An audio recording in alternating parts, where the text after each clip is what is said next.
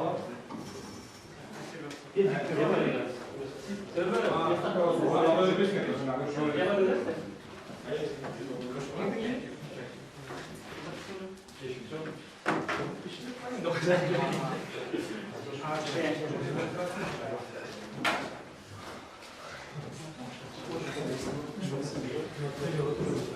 жүріп қойдым ақамаш.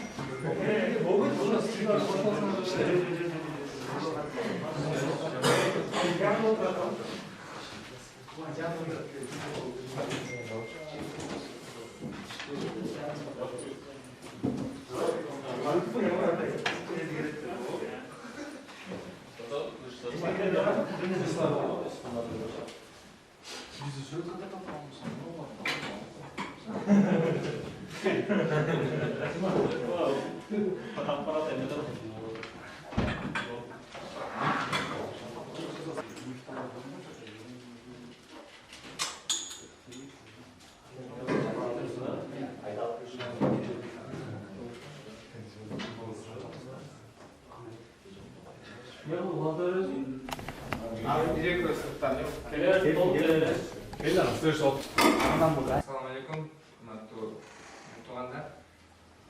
Көптен бері екі жол болып, андан кейін жолаушылар тоқтап қалды. Оқшаған жолаушылар тез болғаны өсіп келе жатқан мұңға өте керек та. Біз мектепте оқып жүргенде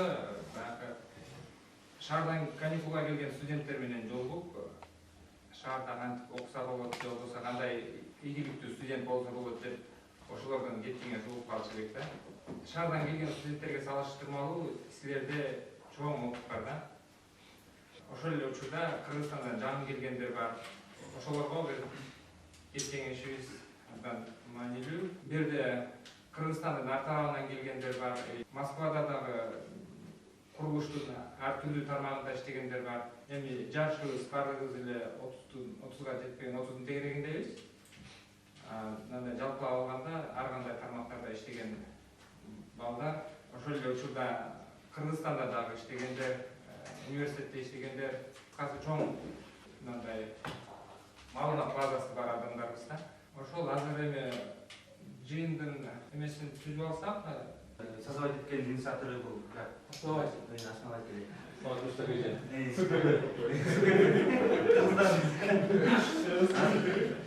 Бұл группаның башына создаватель болғанда биринчилерден болуп ушу биз киргенбиз да. Эң башында муну создаватель болгондо мындай баарыбызга мындай кыргыздар биригип жумуш тапкан ой болсун, бири-бирибизге болгон мындай тажрыйбалар менен бөлүшүп, кимде жакшы жумуш болсо ошолорду предлагать этип, андан башка мисалы биякта Умаралы эке ревит жагынан, мисалы башка программа жактарынан үйрөткөнгө же башка жактан бири-бирибиз менен үйлөнөлү да, тажрыйба алып. Ошол себептин бир менде ачылганда, анан бияка берели сөздү. Кимди атасыңар? материал. Ушак болсун. Кандай дедиңер? Бул жерде балдар көп, тааныгандар бар, тааныбагандар бар. Биринчи тааныштырып кетейин өзүмдү. Атым Омар. Өзүм 93-жылы болом. Өз Тажикстанда туулуп, ошол жакта туулуп чоңойгом. Андан кийин болсо Томскке келип, Томскеден окуп бүтүп келдик. Андан кийин бизде бул группаны создавать эткендин астында кандай проблема болду? Вакансия чыгат, как всегда, адам табылбайт да, эч ким жок. Аны ошондо ойлонуп отуруп, Сухров деген досубуз бар, дагы экинчи админ бала. Экөөбүз сүйлөшүп, анан алып инициатива көтөрүп келди. Ушундай бир группа создавать этсек, кандай болот, ушундай нерсе адамдар чогултсак, себеби иштегендер көп экен депчи. Ар бир абекке киргенде эле бирөө менен таанышып каласың да. Анан ошол жерден не кылабыз? Партия баштадык, даже название чейин, кандай название коебуз башка депчи. Анан инициативаларда бир название бар эле, АССА депчи. Типа Ассоциация строителей Центральной Азии дегендейчи. Анан ал көп эле болбой калат деп анын уста. Бул жерде не только азыр бул жерде кыргыздар көп болуп атабыз, но инициатива менен баары кошулсун дегенбиз да. И группада да өзүңөр билесиңер, ар кандай нациядагы адамдар бар. Башка нациядагы да. Анан группаны создавать этип атканыбызда уста деген сөзүбүз неден? Баардык эле тилде мастер своего дела да. Өзбекче болобу, тажикчеде да по-моему ошондой уста. түркчөдө деле билебиз уста деп коюшаттар. Кыргыз тилинде деле бар бул сөз. Türkiye'de. Ошол себептен уста деп ат койгонбуз группага. Эми группаны создавать этип атканда андай деле масштабный болуп кетет деп ойлогон эмеспиз чынындачы. Анан ар бир адамды кошордун астында звонок кылып айтып атканбыз, Эшимбек, кандайсың, мындай ушундай инициативабыз бар, группага кошобуз. Бирок сен адам алып келе турган болсоң, адамга түшүндүрөсүң депчи. Группага личный нерсени жазмай жок, башка нерсе жок. Мындай. Себеби көп группаларды билебиз, алидай видео жөнөтө берет, башка нерсе кыла берет, беспорядок, одним словом. Анан ошол нерсе болбосун деп, баягы нерсе кылып баратат. Анан бир адам инициатива көтөрүп калды. Сразу ознакомление кылып, бир кичинекей анкета толтуруп беребиз депчи. Башында ал анкетаны толтуруп атканбыз. Кийин ал нерсебиз дагы жоюлуп кетти да, себеби контроль кыла албай калдык кийинчи. Анан ошол себептен жаман көрсөңөр керек, бири-бирде балдар дагы бири-бири ушундай неме кылат. Жазба деп жаза берем да, ошондой жаман көрүнгөн жерим бар. Ал үчүн капа болмой жок, себеби кичине контроль болбосо, ушунчалык түзгөн нерселерди жоготуп алышыбыз мүмкүн да. Элестетип атасыңарбы, 250 адамга бир эле сообщение келе берсе деле кыйнап коетчу. Анан ошол себептен инициатива көтөрүп дагы балдар менен сүйлөшүп, программист балдар бар эле ушунда келбей калыптыр, Жаныш деген балабыз бар эле. Ошолор менен сүйлөшүп, Алмаз деген бала бар эле. Бир нерсе түзүп аттык элек. Аныбыз дагы жетишпей калды, себеби мында жизненный обстоятельстволор болуп калып атат да. Эми өзүбүз да семейныйбыз, бала чакабыз бар, жумуш дегендей жетишпей калып атабыз. Мындай нерсе түзүлдү. Google'дан баягыдай заполнять этесиң таблицаны. И таблица келип уже таблицага сразу түшө турам. Типа опрос катары болот депчи, чтобы адам бири-бири тааныштырып кетсин, контакттары калсын депчи. Себеби бир эле объектте иштеп, мен бир баланы тааныбайт экенмин да, ал бала кыргыз бала экен, ошо экөөбүз чогуу бир объектте иштейт экен. Билбедимин. Кийин ошондон келип калдым, капитал табыштып өзүнүн объектте иштейт экен. Кандай жакшыбы, жазышып, экөөбүз таанышып, азырга чейин сүйлөшүп жакшына жүрөбүз да. Даже жаныбызда жүргөн адамды тааныбайбыз да. Ошол себептен ушундай нерсени кылдык элек, бирок алга да болбой калды. Будущем бар пландар ошону дагы дорабатывать этип туруп киргизип бергенге. Анан экинчи нерсе группада жазып жүрөбүз. Неме киргизели деди элек. Телеграмдан канал ачалы деди элек. Баягы комментарий кыламын. Себеби ар бир вопрос барга керектүү нерселер бар, керексиз нерселер бар дегендей. Анан комментарийда жазганда ал сага как уведомление болуп келбейт экен да, каждый раз. Жолу сообщение болбойт. И то же самое WhatsApp'та бир теманы обсуждать этсек дали, ал кийин уже өйдөгө чыгып кетет, и кийин конце концов не найдешь да. Ошол себептен ошол нерсени дагы даярдап атабыз, бирок баягы эле нерсе да. Жашоодо кыйынчылыктар болуп, башка болуп эле колу тийбей, жетишпей, ошону запускать ете албай атабыз. Себеби бот создавать эттик элек Телеграмдан. Ал нерсени да дорабатывать этиш керек экен, себеби без знания. Финансировать этип бирөөгө кылдырганга деле ага деле возможность жок дегендейчи. Ошол нерселерди даярдап алсак жакшы болот. Эми мына карасаңар азыр көбөйүп калыппыз. Грубо говоря, 25 человек келсе деле 10% да? Ошондой даже 5% болуп калат экен. Ошол полный массада.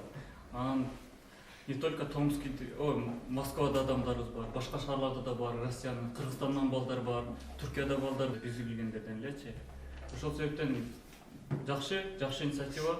Анан ушундай 2 жолу встреча уюштурдук элек, балдар менен ошол жерден көптөр менен таанышып калдык. Көп сүйлөшүп отурдук. Кийин кылалы дедик, андан кийин болсо баягы карантин андай нерселер башталып кетти.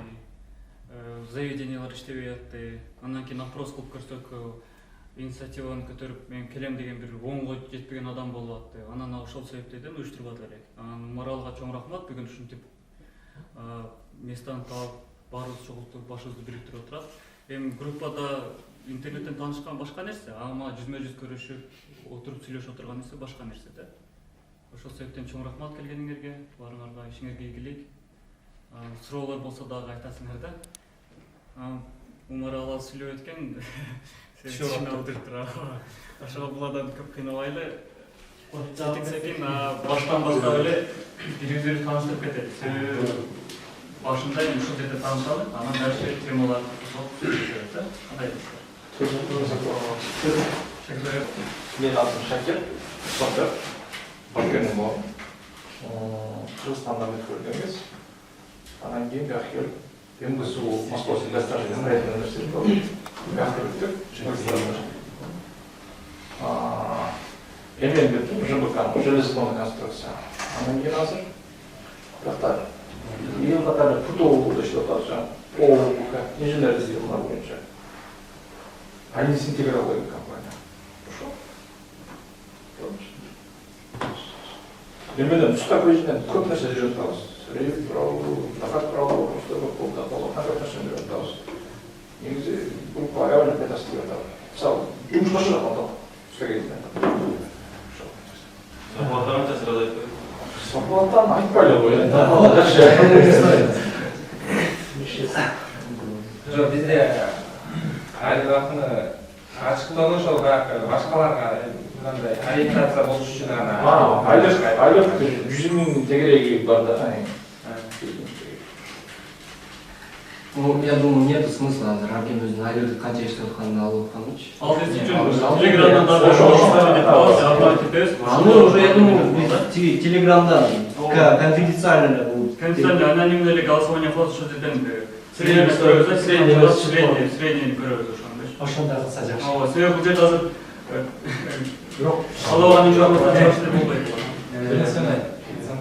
Мысалы, өлкөдө должность жазбай турганда канча айлык алып атканын деле жазбай турат. Азыр мисалы, мына жерде ким кандай должность иштесе, ошону айнелеп кандай условиясы кандай ошого ичинен маалымат алган жакшы дейм. Давайте сделаем таким образом, а? Кто захочет сказать, а? Желающий болсо, пускай скажет. А кто не готов, можем пропускать.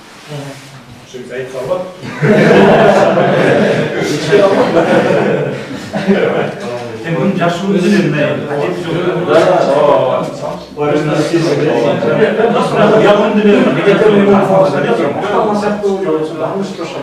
Көп жүргүзүп билет, тонун айлыктар канчага чейин экенинчи. Инженердики бөлөк болуп кеткен. Бешекей кило иштеген болбой бар, да? Эма инак бар.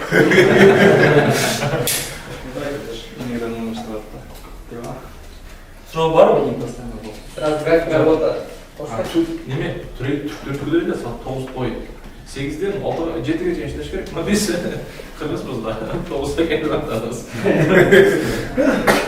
6-да бир эмес, 13 күн иштеп, 1 күн эс алып атабыз. ошо магистратурага келиштин эмеде жол жобосун айтып. Магистратурага мынча келдикпиз. Рус сотрудничество деп коет. Кыргызстан менен Россиянын ортосунда мен үйүм бар, ошолор менен көп балдар жүрөт. Анан мынтип прямой келип тапшырса да болот. Жөн контракт болсо бюджетке тест тапшырып. Мен тест тапшырып көрдүм. Менин эми зданиям анчалык эмес окшойт, тесттен өтпөдүм. Азыр контракт кurdum, контракт айга. Ой, жылга бир 230 миң болчу. Ушунда 2 жыл өтүп, ушунда 500 миң теңге болду. Магистратурада направление кандай? Железная конструкция.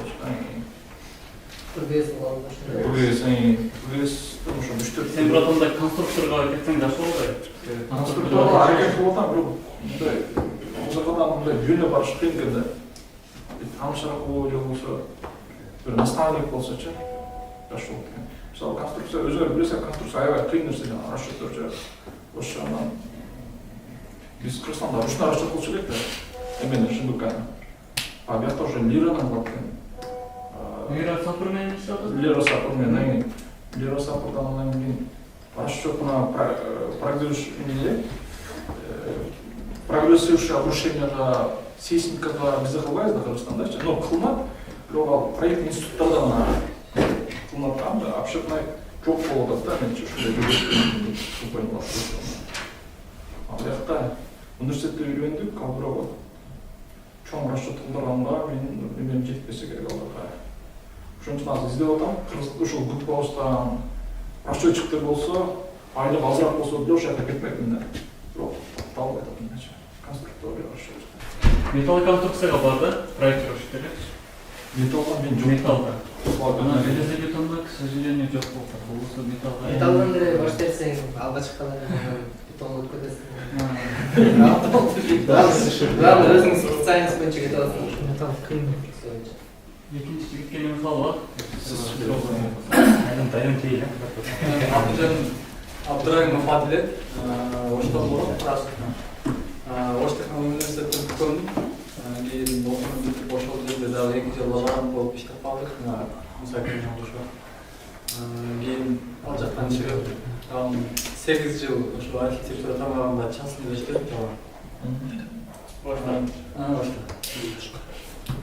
Ал жактан чыгып, анан бул жакка келе бердим азыр. Азыр пока өзүбүздүн профессия боюнча жумушка кире элекмин. Азыр жумушка каласыңбы? Келгенде 1,5 ай болуп калды, башка жумушка. Вакансиялар түшүп атат, жазып атасыңбы? Түшүп просто баргандан кийин кичине бир алиге тааныш болсо, кичине билбеген нерсени билип сурап турганда жакшы да. Ошого Эмне жумуш карап атасың ошондо? азыр ошол өзүбүздүн профессия боюнча Архитекторлук боюнча.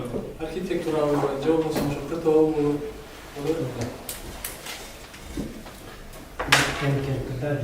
Сен анда резюмеңди таштап берсе, бир жакшы жазып калдың. Мисалы, дөмөк туралы вакансия көбүрөөк чыгып атат да, чынында. КТО көбүрөөк чыгып атат. Бизде ушундай ситуациялар катташып, кечиресиңер кичине сөз турайын. Көп балдарга жолугуп кетебиз, мына стройкада иштеп жүрөт. Анан таанышып, салам алейкум, алейкум салам болуп сүйлөшүп турсам эле, мен мындай үлкен инженерим, башка мисалы рабочий болуп иштеп жүрөт. Неге иштебейсиң, башка кыласың? Брат, жок болуп атат.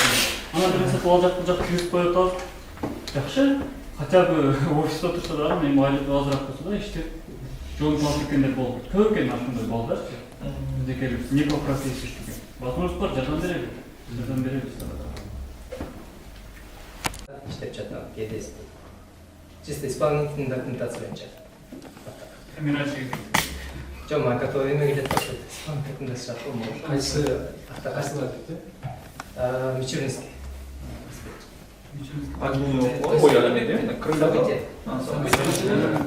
Окуунун башында бүтүп эле бардым эле, эми жумушка алсам. Өзү группада активный боласың, Суроолор кеп берип турат. Атың ким дейсиз? Бакыт. Жашым 27 дейсиз. 91 жыл болду. 94 болду. 27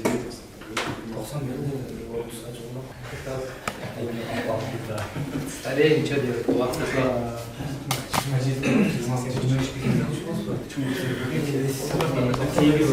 Мен атым Идрис, Баткен областынан болом. Россияда бүткөн окуну, республика марийинде 2 жылдан бери фирмада иштейм. Профилга компаниясында айнасыкпары, азмас ишине, предпринимательский деятельность менен алектенем. Инженерный система внутренний. Кача жыл болосуз? 96, 25 жаштамын. Предпринимательский деятельность өзүңдүн альтыгын алып иштейсиң. ИПим бар, ой, ИПим менен кичине аз авиалда иштеп турам. Кээде иштер бар, основной жумуштар.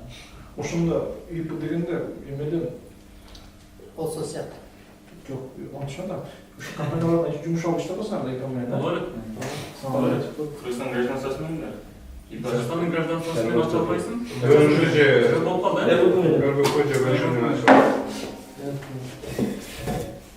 Азыр РМК бар ошондо сенде. Бизде группада электрика боюнча көп балдар бар, именно иштегенчи. Объем деле бериш керек, чоң кишилер бар. Керимбек менен таанышып алыш керек ушул бала тууралуу. Керимбек таанысыңбы? Электрик боюнча да. Механик боюнча да бар. Ошол жерде Кыргызстанда. Ошол жерде механика боюнча Желалика бар, Жок, Жаник эмес, Акмалека бар. Акмалека бар. Ошол кишилер Өзбек. Кыргызстанда өзбек, Кыргызстан жакшы. Сени экөөбүздөн жакшы сурайт да.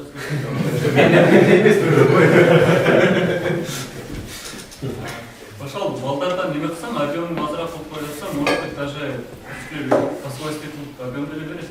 Иштеп жүрөт ушундай объем алып, билечи. ОСО бар, ОООда турат. ООО менен деле кирсе болот, ИП менен деле кирсе болот, без разницы. Юридическое лицо да. Ал есть юридическая организация. Кире берет, договор түзүлө берет. Атым Ишимбек, Кадырбаев. Оштома рабочийдан болом. Томскийде строительный бүткөнбүз. Азыркы учурда ООО боюнча иштеп атабыз. Строительство. Bir ay oldu. Okudum oyuk boyunca 2 yıl. Кайсы фирма? Tıklım. Практика новый. Beşik. İyi biliriz. Teşekkür ederiz. Sonundaydı. Воскресенье часам деле иштеп турат, бешекке иштеп. Были случаи, да, конечно. Это простимо.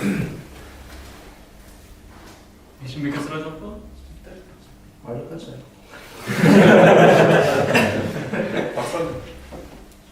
Az gün yapıyorsam. Ortamda.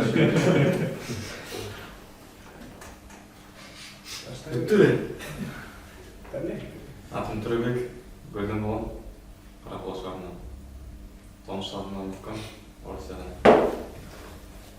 Тажрыйбам 1 жыл, былтыр өткөн болчумун. Былтыр бүтүп эле сразу Москвага берип 6 жыл окудум. Ошол профилим жол жакта. Жолун анча жакшытыра бергендей. Азыр эмеде иштеп атам, Lesta Construction, Тазоводская объекти. 3 жыл болду, график беришеки, Розмалтати. Гимтаж иштеп Сен гимтажда элең, а? Гимтаж иштеп. Дальше. Молодец. История. Надо развиваться. Молодец. Гимтаждан Нормалсын болот. Фирма Лестау? Должность қандай? Потом механик бойынша. Обязан только еда аласың, ошо. Журналда барбы жок? Журналдар бар, бирок карштырып отурат. Ал жақта жаңа лимит на заборная карта деген бір басқару қойсаң. Ошол жагын колдойсуң. Ал жаңа гимтаж демедилер, ошо күчүндө жалган эме деген бимде иштейт деди. Рейдте бимде самый дейт. Эмелерде Игысыдан бимде деп. Да? Башка жаңы объект бар. Ошакта жаңы эмес уже 1 жыл жарым жыл болуп калды ошакта. То есть ошондо Автор өзү проектировщиктер бар. Төрөбекке башка суроолор барбы? Кайсы системалар боюнча деди? Механик. Менин атым Толкунбек. Мен Карасудан. Ушунда Москва районунда чоңойдум. 90-жылы болдум. КГУстан бүттүм. 2014. Ошонун бери частный компаниялар конструктор болуп иштедим. Жака 6 ай болуп калды. Эле тема инженеринг деген компания. Антекс, Москва-Ситиде субподрядчик. Кайсы объект аны дейт? Гранттар бар. Грант аласың. Ошол жерде механик болчу. Ошол график алып жүрүп иштеп согуктап отурдум. Ага чейин Кыргызстанда жумуш кылгансың да? Жок, зданияларды эмес конструкцияларды. Расчетчик бул же эме трактор болуп. Конструктор. Конструктор болгондо Чечежин каркас. Ошол трактор болуп калды. Ооба. Бул жакта Россияда конструктор кичине башкачараак понятие менен. Конструкторда вообще в основном расчетчиктер түшүнөт да? Жок, жакта Кыргызстанда чечет. Ал жакта бөлүнөт. Ичте конструктор өзүнчө, расчетчик өзүнчө болуп ушундай бөлүнөт. Ал жак уже жаңы понятие бар. Кыргызстанда конструктор болуп иштеп жүргөндө зарплатасы кандай де? Жок. Аз эле? Аз болчу ошончо. Ошо зарплата болгондо сен бул жакка келген да? Ошол себеп ошол. Жумуш кандай? Ушундай. Жумуш кандай? Жумуш тапса болобу иштесе? Барбы жумушка эле? Чыгат, редко чыгат, бирок айрым бул айткандай ошо азда. Объем болуш керек, объем табылыш. Эми объем, бизде эле объем менен иштеп, мен негизи объем менен основной иштеп калдым. Бир тапканда бир жакшы табып каласың. Тапканда жок болуп калды. Кыргызстанда кириш тагын мындай парасы менен башка жашоо нерсе барбы? Кыргызстанда? Бар, тааныш Таанышман киришкен. Только династия болсо жок. Тааныш жакчан бар. Ушул да жаман жерибиз элечи. Кадрларыбызды кетирип атабыз. Жакшы кадрлар отурбайм акта. Эми жакшы расчеттиктер канча төлөйт Кыргызстанда? Мисалы сейсмика Чисто Бишкекти алсак, расчетчик монополия болуп калган. Планы бир адам бар, ошонун балдары кайып. Кимдер деген мисалы сырба болсо. Короче, ал кире албайсың да ал жака андай жерде. Бирок тапканы аябай сонтуп. Биз 6-7 конструктор тапканды, бир расчетчик тапып коюп да андай жерде. Ал киши башка адамдарга анча 10 жол менен Именно үйрөтөлбөйт адам да. ошого кол коюп туруш керек, болду. Башка эч ким кол койбойт. Ал үчүн лицензиясы бар, башка кылып ошол үчүн да, ошол үчүн неме кылат? Именно темеде деле, мисалы үчүн текшерет тиякчы, ошол отурган адамдарды өздөрүнүн адамы Отырған адам экспертизада. Өзінің адам. Ошон үчүн ошо бир адам коп коет, ошол жакта өзүнүн эле бир 5-6 баласы бар да, в общем, ишкек боюнча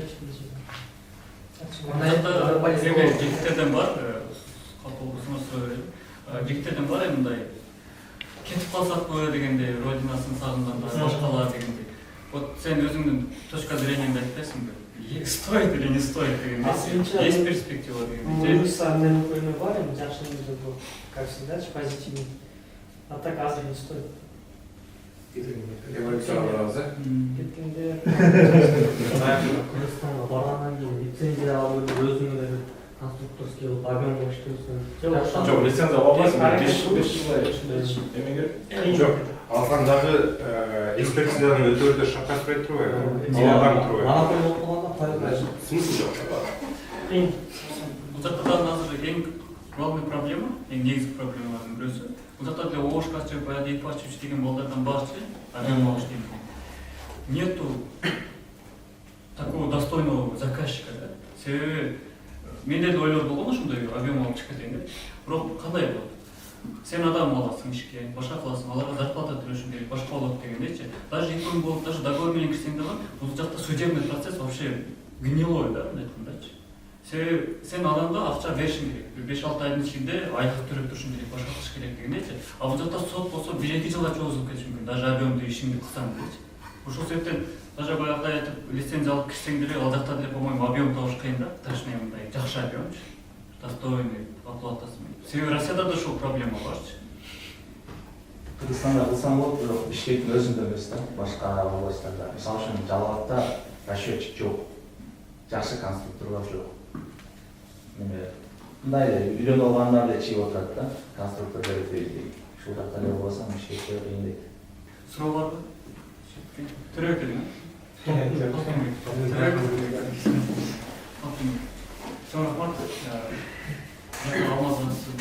Расым Алмаз, Нарын болгон 28 жаштамын. Өзүм Кыргызстан биздин профессия негизи дизайнер архитектор. Жакында берип алып. Башында келип сала жөнөтүп иштедик, саларистик салдык ошондой. Руководитель помощник иштеп жүрдүм. Бойс деген болсоң Бойс констракшн же бойс эле? Бойс. Бойс эле? Бойс болчу. Экөө көрөт бö? Анан аякты бүтүп, Спартакка өттүк, Спартактан бүтүп ал жактан чыгып кеттим. Анан үйгө баргандан кийин карантин болуп калып, кайра ушул Казмахитстан кетип азыр. 1 жыл болду иштеп атканым ушул жерде. Şu Boys'te проблема dediler, 3 ay aylığını төлөйт деп, ошол 3 ай, 4 ай, 4 ай. Короче, Boys деген компания нуксанар барбагыла да, сразу эле. Көпчүсү чоюп өткөндө, заказчиктер орустар болсо, алар иштенерээк болот экен да, более добросовестный болот экен. Азыр самолет биздикечи. Алар айтсаң биздин требовать этет, канча миллион алабыз, ана депчи. Биз ошол жерде ашай алабыз. Аллахта бир авион бар болчу, азыр авион genişlep кеткен компанияда. Сен баштаган жумуш. ВКС деген бе? ВТС. Сөйлөп иштеген башка ошол. Сен башында кирип иштеп жүрүп Эң компанияда болгон ошондо. Ошо. Подольскийден баштаган. Тикон деген компания бар, жакшы компаниячы. 2 объект сөйлөп. Кичи жакында жабылып калды анан кийин, свет азыр, ошол компания. Азыр ошондой жабылып жатат, э? Просто не болуп кетти, элерге жабып койду. Антен десең, ошо иштеп аткан адам баары иштеп атат, руководство меняется на самом деле. Просто один, грубо говоря, отобрали. Как я понял, по разговору, айтыш боюнча, антиатодагы адамдар заинтересованы бурундай. Азыр мисалга ошол Ренессанс эле көп авион албай калып да. Ренессанстагы адам антиапага антеке бир компания. Ошол жакта келип киргенден кийин коммерческий директор типа авион эметканчы. Полностью авиондор азыр в основном антиапага антеке алып. Ренессанстан авион алат. 2-3 жыл мурун, 4-5 жыл мурун в основном Ренессанс эле. Азыр антеке болуп. Группанын көпчүсү Шантарда иштейт окшойт да. Бирок жакшы компания, өтө жакшы. Шах, мындай көрсөтмөдө азыр башка бирөө келди да. Ким? Влад. Орус Жок, Медаус. Ал эки Ким? Поставканы боюнча. Жоқ, ал объемды эле иштеп атты. Шахта баргандар шах болсун. Шах болсун. Кайсы? Кандай саны? 2015'te başladı. 16. Ошол балдар иштеди. Ошол балдар. Çilek işleyen. Помощник руководителя проекта уже, да? Проект проекттерде изменения болуп исполнительная процесс. Сен в основном немеде иштепсиң да, жакшы нерсе болупсуң. Шефтин жанында болуп үчүн тийме болуп ошол Эми принципты айтасың, но в любом случае окуп жакшы болсо, себеби жана совещанияларга катышты, заказчиктер менен ал жактан бөлүмчөсү окуп иштеп отуруп калдым. Азыр иштеп аткан ошто болсун. Азыр эмне жұмыс кыласың? Азыр кто инженер? Чудес. Какой за что деле? Через исполнительный штат. Номинация ең барлығы айтады, бұл жұмысты ескертілері проекті материал заказ. То есть как снабжение слышишь, да? Снабжение, график алтыр, 110 миллион денемде. Кстати, вот снабжение боюнча бізде жігіттер бар эле, Денис деген бала бар. Өзүнүн немеси магазин ачып башкарып жүргөн да, кыргыз бала, строительный магазин. Гилькурен деген болбойт. Снабжение Гилькурен деген. Жок, бар да балдар да, если что, биздин көтөрүп Не материал? полностью обеспечение неме кылып аткан ушундай сайттарын ачып башкарып. Офистегі заниматься. Там бұл жөнінде объект отырып материал ашып, анан кийин офисте өзүнүн снабженецтер бар, ошолар фирмамен снабженец общение. Юлия ударды? Юлия Мария лучше, Мария кетип калды, Юлия. Юлия. Сен башка өзүңө бересиң, да? Неге бересиң бага? Сен башында шуларда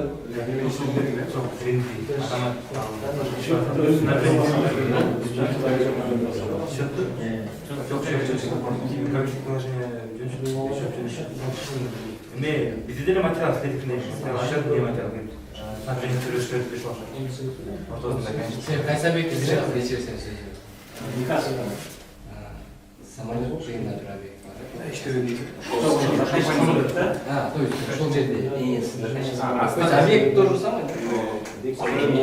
Астафьева бар, Юлица бар, школа бар, Тимур Заречье бар, школа. Çilek деген бар. Ошо объект отуруп. Тимур.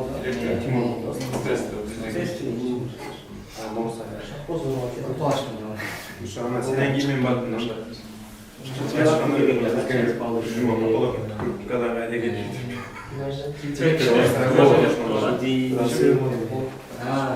Все понятно. Касим қай жыл өтінді? Сен жылың қайда? Суроо болмаса, суроолор болсо кайрасыңар. Енді біраз кеттірек.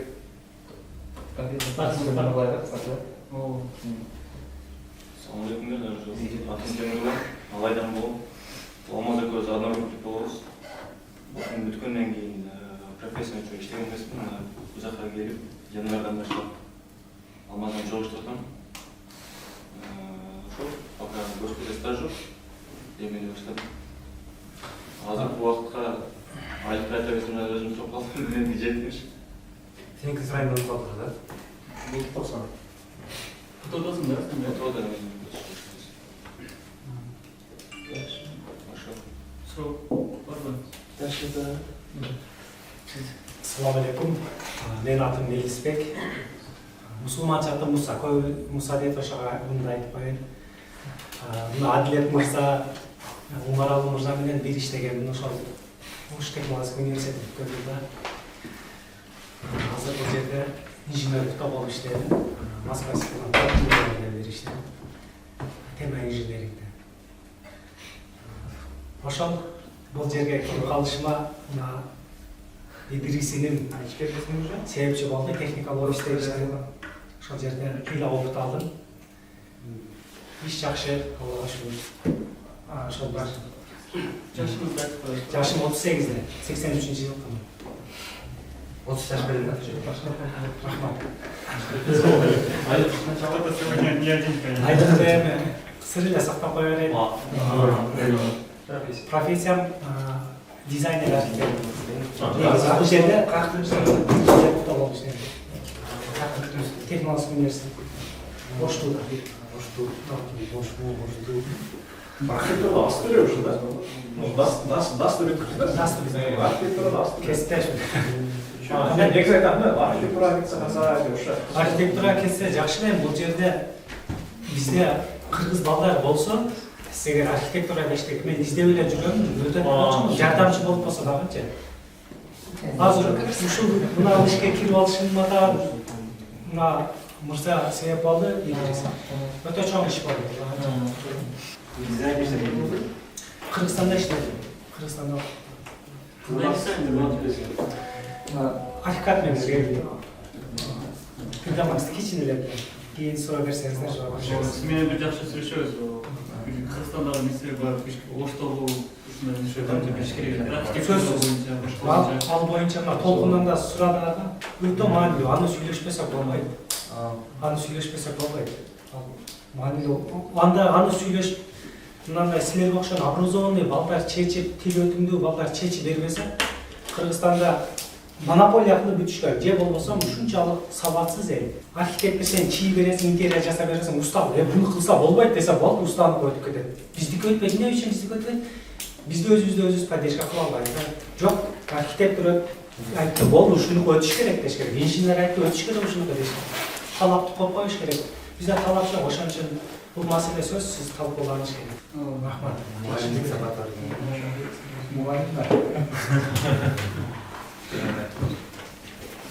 Assalamu alaikum. Атым Өмүрхан.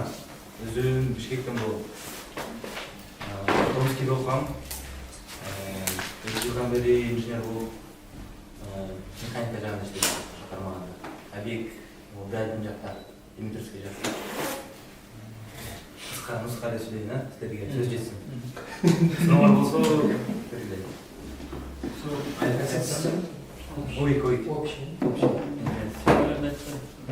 Айлык силердей мына көп албайбыз. 80 эле алабыз, карапайым эле адам. Томскийде кайсы направление? Томскийде СДР деп коюм. Механика, строительно-дорожная машина. Менин атым Умар. Представлюсь. Томскийде окуттум. ПГС бүткөндөн кийин магистратурага тапшырып, магистратура направление строительство сооружения атомной тепловой энергетики. Андан кийин болсо Питерде иштеп жүрдүм. Инженерка боюнча вентиляторда иштедим. Андан кийин болсо Москвада иштедим, металл конструкция боюнча. Эгер сурооңор болсо, металл конструкция боюнча келип чыгар болот. Билгениңизди айтып турабыз. Ошо расчет жагында никогда. Расчет эмес, меники в основном БТО и обычно русская организацияларда кандай? Мен российская организацияда иштедим да. Ал жерде сен все выполняешь, да? Бардык нерсени. И снабжение, и БТО, и надо будет начальник участка прораб болуп деле ишке чыгып. Эме кыла десем. Жакшы опыт алдым ал жерде. Азыр болсо фасад иштейм. Айлыгым 95 дейм. График канча? 5-2 иштейм. Өзү гражданин России. Графикти айтам унутуп калыптым. 6-да эме 5-2, 6-1 пахать турецкий фирмада. Обсуждение болгон группада эсиңерде барды жокпу? Кичине бөлөбүз, улашмай. Бир расчет кылып жүргөзгөмүн да. 6-1 иштеп, 10 саат иштесең, же болбосо 8 саат иштеп, 5-2 иштегенде канча болуш керек депчи. Анан средний расчет менен чыгарганбыз да. Средний расчет менен воскресеньеден эсептебегенде и баягыдай Россиян закону менен сверхурочный двойной оклад болот да. Билесиңер, а? Ал нерсе. И выходнойлор иштесең да ушундай двойной оклад менен төлөп бериш керек по закону. Но аны эсептебей, жөнөкөй эле расчет менен эсептегенде, эми человека часа да, иштетилген нерсечи. Ошону менен бөлүп туруп эсептегенде, грубо говоря, адам иштесе 100 000 алса, 5-2 менен. 6-1 менен иштеген адамга 150 000 болуп калат экен. Полтора раза болуш экен. Ошол себептен баягы убакытты, графикти сүйлөшкөндө прям от души сүйлөшкөлө да, ушу значимый болуш керек. Себеби хотя бы 150 болбосо да 120-130 болуш керек, баягы 100 000 алып турган нерсегечи. Себеби биз убактыбызды көп сентетпейбиз. Мен деле башында турецкий организацияга киргенде иштеп жүргөмүн. 13-кө бир иштейт экен. Личный жизнь жок да. Сен келесиң кетесиң, келесиң кетесиң. Анан эми Сен канча саат күнүнө эсептелген? мен 10 сааттан иштедик, средний 10 сааттан 100 миң эсептелгенде. 100 миңге, белки 100 миңде эсептедик, 100 миңде 5-2. А ошондо эле 10 сааттан иштеп туруп 6-1-ге график эсептегенде 150 миң болду. Полтора раза больше. Мен даже таблица кылгам, если что, кийин дагы допилерди жөнөтүп коём. Себеби ал нерсени неге айтып атам? Адам, биз да өзүбүз, биз как товарбыз да, биз өзүбүз сатышты билишибиз керек. Канчалык өзүңдү сатасаң, ошончолук жакшы болот. Эми ошол графикке деле сүйлөшүп киресиң, 5-2 дейсиң, анан кийин баягы балдар бар, 5-2 дейт, кал иште, башка кыл десе, эми өзүңдө завал болупса, калсаң болот. Мисалга бүгүн мен суббота чыктым, себеби технадзор увольнение алып атат, подписка кетип калыш керек да, болбосо кетип калса уже проблема. Чыктым. А так, пятница, все, саат 6 уже эшикке карап сумкаңды алып жөнөп калгансың. Иш өзүнүн ордунда болуш керек. Ошол себептен времяңа өчү сен тескилет да. Ошол менин советим. Интересно, да, кошумча алып берейин, ушу график боюнчачы. Келдир бул жерде жемистер жатат. Турецкий фирмада иштегенде бүт бар билесиңер, график жагынан кичине проблема да. Аябай нагруженный иштейсиңер, анан ташап каласыңар да. Анан ошо графикти ушу биз өзүбүз инициатор кылып, өзүбүз турецкий фирмада иштегенден өзүбүз инициатор кылып, графикти оңдодук, эч ким оңдобойт да. Түрктөр вообще не заинтересован оңдогончу. Мисалы биз оңдодук, Кимташта иштейбиз. Төрөйүк дагы бир балдар болуп чогулчу, мисалы графикти козгодук. 6-1 иштечик. Хотя бы 1 суббота эзалайды, графикти азайт деп вопросты прям конкретно коюп да. Анан силерге да ушундай совет берип кеткен да. Турецкий фирмада иштесеңер, графикти оңдогула да. Анан силер оңдосоңар эч ким оңдоп бербейт да. Анан ошону киргизип мындай. Либо по достоинству акча бериш керек. Жок, аны кетип калган да, башка жумуш. Спокойней. Ошол нерсе обсуждение болду, себеби көп алдап коет да. Ана түрктөр жөндөн-жөн 600 жыл империяны куруп алып неме кылган эмес. Булар адам башкарганды билет. Жалындык болобу, жарлык болобу, нече адам башкарганды билет. Булар койсоң, абим деп туруп карасаң саат 10-да жооп турасың да иштепчи. Өзүң эле тойбой каласың ошондой нерсе. Ошого мекем. Мен азыр Металл Ямпы деген компания бар, окусаңар керек, фасад боюнча. Өтө чоң компания, Россияда да көп объекттер бар, и башка жакта да. Анын ошонун мындай айтканда дочерный компаниясы бар, фасад технология. Ошону бизсеңер керек, Нева Towers деген бар, ошону курдук. Плот 1 деген бар, плот деген бар, ошондо фасадын кылды. Азыр болсо Capital Towers'дун фасадын кылды. Сбербанктын да фасадын биз Кутузовский Сбербанк Турецкий. Ушундо РФ болсо жакшы да. РФ эмес, Кыргызстандын граждандарын деле биз 5-2 кылып ишке киргизип атабыз. Просто сүйлөшүш керек да. Сүйлөшүп эле, мен иштебейм просто. Айткыла, эми семейнийлер бар, башкалар бар дегендейчи. И просто өзүңөр айтып атпайбы, өзүңөр сатканды үйрөнүңөр. Мына 5-2 иштегендер, турецкий фирмада өкөтөң. Мен деле турецкий фирмада иштейм. Паспортuna 5-2. О, 6-1 уже. 6-1 болсо, подозвать. 13-1'di вообще айтпай койгон жигиттер. Ким элеген? Мен жаңы келген Антияпкага киргенмин. Бир күн иштедим, ошо графикти сураганда ошол 13-1 деген да. Анан ошонун айынан мен мындай иштеген келбedi, чыгып кетип калдым да. Опыт алганда жакшы нерсе, опыт алгандачы. Себеби без опыта андай жакшы ишке кириш кыйын. Ал үчүн эми кирсе болот. Анан семейный болбосо, башка болбосо, ошондо бир кирип иштесең болот. Бирок не так, что, блин, 10 жылчы. Эми иштегендер бар, не спорю. Бирок алиңа десе, баягы биз айткандай, айтпайбы, бир ассоциация түзүш керек да өзүбүздө, какой-то бир защита кылыш керек, ушундай нерселерчи. Айлык албаган калган, башка болгон андай нерсе. Эми ойдо бар андай нерселер. Себеби көп адамдар кандай жумуштарын иштегенден кийин акчасын ала албай калгандар бар, башкасы бар, андай нерселер бар. Эми даже инженердин арасында. Рабочийди айтпайлы го, бечаралар вообще кыйналып калат. Типа профсоюз болгон жакшы нерсе. Бирок андай профсоюз түзүп да, хотя бы кичине бирибизге жардам берип, барып бирибиз, жакшыраак турецкий билебиз. Баягыда кирип мен акасы болом деп деле кирип сүйлөшүп чыксак болот да бири бири менчи акчасын бер башка кыл депчи. Ошол окшош жардам бербесек кыйын, бирибизге бирибиз жардам берип колдобосок кыйын. Сөздү көп неме кылып койдум, кечесиңер жигиттер жашы бар деп эме кылып. Айлыктан чыккан дагы доп купатлар болобу? Ошондой Менде ошо жетпейби кийинкилерге? Азыр мен ситуациям боюнча айтсам, Өзүңөр айтып беришиңер келет. кандай нерсе болду? Менде азыр 20 аванс берет, так азыр иштеп атам го. Азыр как сентябрь 20 аванс алдым, 40% аванс түшөт. Андан кийин 5 күнү уже айлыгым каттамасы. Причем ошол полный айлыгым немеде да, официальный белая зарплата менчи. Анан 13% полный тет, бирок кичине дополнение менен алам, но в любом случае алда жакшы нерсе. Биз 15 миңге кире алабыз көбүнчө, договор кокурганда алмашып кетип эле коштуп койгон. Аки акча алган келгенде башка дегенде кыйын болот. Плюс сен трудовой книжкаларыңды карадың, Россияда иштеп аткандан кийин жазда инженер кутов, алмашуучу. Сен келесиң бир компания кетип, "Мен кутов иштеп десе, трудовой кирип берчи" дейт. Трудовой насты арматурщик деп турачы. Каякта кутовсуң депчи. Арматурщик деп турбайбы. Сен антип түшүндүрүп отурган менен бирөө ишене бербейт. Айлык боюнча аз болсун, договор боюнчачы. Эгерде трудовойго жазып берсе, трудовой депчи. Анда кандай болот? Трудовойго эч нерсе жазылбайт. Азыр болсо электрондук трудовой кылып калса, мунун бумажный деп. Азыр деле бумажный менен жок, айлык жазбайт. Должность жазылат болду. Инженер кутов, Просто случай чего акчаны ала албай калса. Эти ойланда чипилип алганда 2 ай берген эмес, берип калар мен жүрө бересиң, 3 айга чыгат, анан 4 айга чыгат баягы. Кош чыгып берет, анан аягында келтирип, же акча да жок, же башка да жок, же жумушта жок, аягында калып калышат да. Ошол себептен баягы айлык сүйлөшкөндө дагы киргенде ошондой. Жок, менде официально болуш керек. Канча бересиң, официально бер, бирок не учитывайте тот момент, что неме бар, 13% государство бар, билесиңер, а? Ошону дагы сүйлөшүп алат. Сенге силер зарплата жазып бериш мүмкүн 90 миң деп.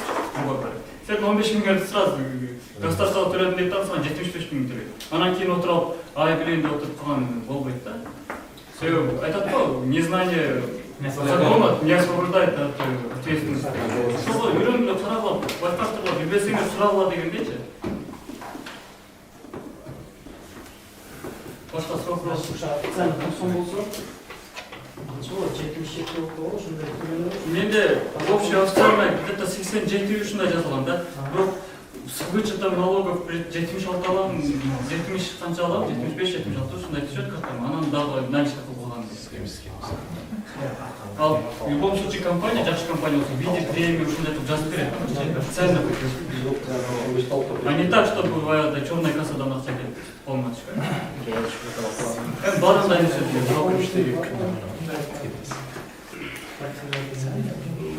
ал нерселер эми сүйлөшүлгөн эмес башында себеби. Анан атат ошондой с учетом ошону сүйлөшүлөт да. Баягы киргениңдерде общага дейт. Баягы эми стройкада иштеген балдардан эми жаңы келген балдар болуп калышы мүмкүн. Общага десе кирбеңдер да. Себеби ал жерде рабочийлер болот, вакыт жүгөр. Кулай сактасын, бирок баягы клоп деген нерсе бар. Тынчыраак уктай да албайсың, мындай эс алган жок да. Ооба. Анан ошол себептен баягы айлыкта кирип туруп сүйлөшкөндөрдө ошону учитывать этпейм. Мен силерге комната снимайттым. Грубо говоря, комнатанын баасы 20 миң, Москвада. Эми средний алганда. Хотя бы ошо 20 миңди коштуруп алды айлыгы. Сразу. Ачык сүйлөшкөн. Болбосо чыгып кеттим. Башка нерсе жок да.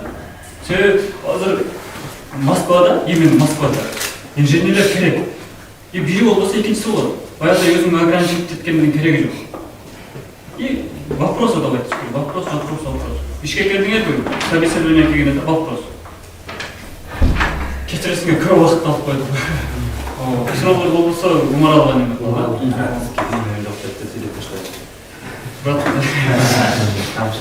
Вдохновение келгенде токтотпай жүргөн.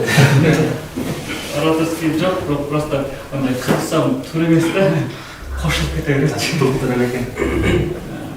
2006-жылы тапшырган Ош тууга. Андан аны бүтүрүп 2014-жылы Ош тууда мугалим болуп ишти баштадым. 15-жылдан баштап ошо түштүктөргө шаарларды кабылда кетирүү боюнча 150 миллион сомдук договорду үстүндө иштедик. Ошондо Ош шаарына суу жеткирүү боюнча. Ошол жерде 2 жыл иштедим. Ал жакта айлык 30 000 болчу. Ал проект бүткөндөн кийин анан мен 2017-нин башында Москвага келдим. Ошондо келгенде баштап 2 жылдык чоң объектте иштедим. Боэске субподрядчик болуп инженерияны жасадык. Андан кийин дагы менде 2 фирма деле, 2 баштап иштеген объекттер, ошондой 2 жылга созулган чоң жумуш болду дагы. Ошол жерде көп кармалып калдым. Жаңы силерге айтат элем, мисалы үчүн мындай кичинекей объектти сдавать эткенде чоң жакшы утуп болот экен да. Чоң объектте мен ушул объектти сдавать этип, өзүң ошону барьер кылып коюп алат экенсиң да, 2 жыл өтүп кетет экен да. Азыр эми кичинекей 5 айда бүткөн эле кичинекей объектти жасадык. Ошон үчүн айтып атам. Айлык 80, квартирага 24 000 беришет. Ошол анан кийин Москвага келгенде жасаган ийгиликтери эстейбизби. 2019 ипотека квартира алдым. Азыр ошо шаардын башка жагына болгондугу үчүн квартираны арендага берип, өзүм башка жакта иштеп атам. Алдыда башка новый рынок болуп, ошол жактан аэропортто алган, аэропорттун инженерия системасын жасаган атабыз, ошол жакка кетишим. Азыркы ошондо мен акыркы ступенькадамын айлык боюнчачы. Азыр ошол жаңы объектке өтө погодный жаратылышы катаал жакка кетип аткандыкка байланыштуу башкача келишимдерге бара турган учур болду азыр. Ошол кичине умарал боюнча кош коеюн, бул вообще феноменальный адам да. 3 кызым бар болгон да. 3 атасы. Кыргызстандын гражданы болуп туруп, квартира ала алмай жетишти. Биз өзүбүз ала албай жүрөбүз, ал нерсеге. Плюс окутканга жетишип жүрөт. Ушунда группадан байкап иштеңер керек, группа чогултуп окутат. Мына ушул жерде балдар бар, ушул баларды өзүм жаныма алып келип отургузуп алып, үйрөтүп, жумушка киргизди. Так что ушундай адамдар бар, сене ушинтип чогулуп турабыз да. Рахмат айтабыз бул балага. Ушул пример боло турган адамдардын бирөө да. Канча жашта? 33. Kaan neler gördüğünde proyekt boyunca söğütlerisinden görsem gerek. Büyütmenin projektörünün aslında nesine setlerdi özüne. Azır Yüreğimde jasalatkan için bağlı kanday etapta jasalatkan için projekte da ошондой 3D модельде келип баштады да. Анан кийин өзүм исполнительный чертежду дагы ошодо чейин беришим. Конструктор жагын чечпи? Жок, биз только инженерная система, водоснабжение, канализация, отопление, кондиционирование, холодоснабжение, теплоснабжение өзүнчө бөлөк, еще пожаротушение ушулар. Ой. Суроо барбы Маралга? Эми ипотека жөнүндө бир видео трансфер жакшы болуп экен да. Видеосу бар? Бар. Кстати, айтпадымбы, YouTube каналы бар, кирип келип санат. Политикада өтө күчтүү болот.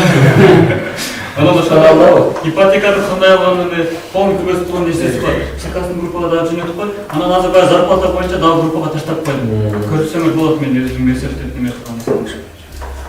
Сизде Кесиптештер, менин атым Өлүбек. Мен өзүм Ош областынын Чоңлай районунан өзүм Чүй областынын Москва районунда чоңойгом. Толкунбек аке менин сажет комушум болуп кетет.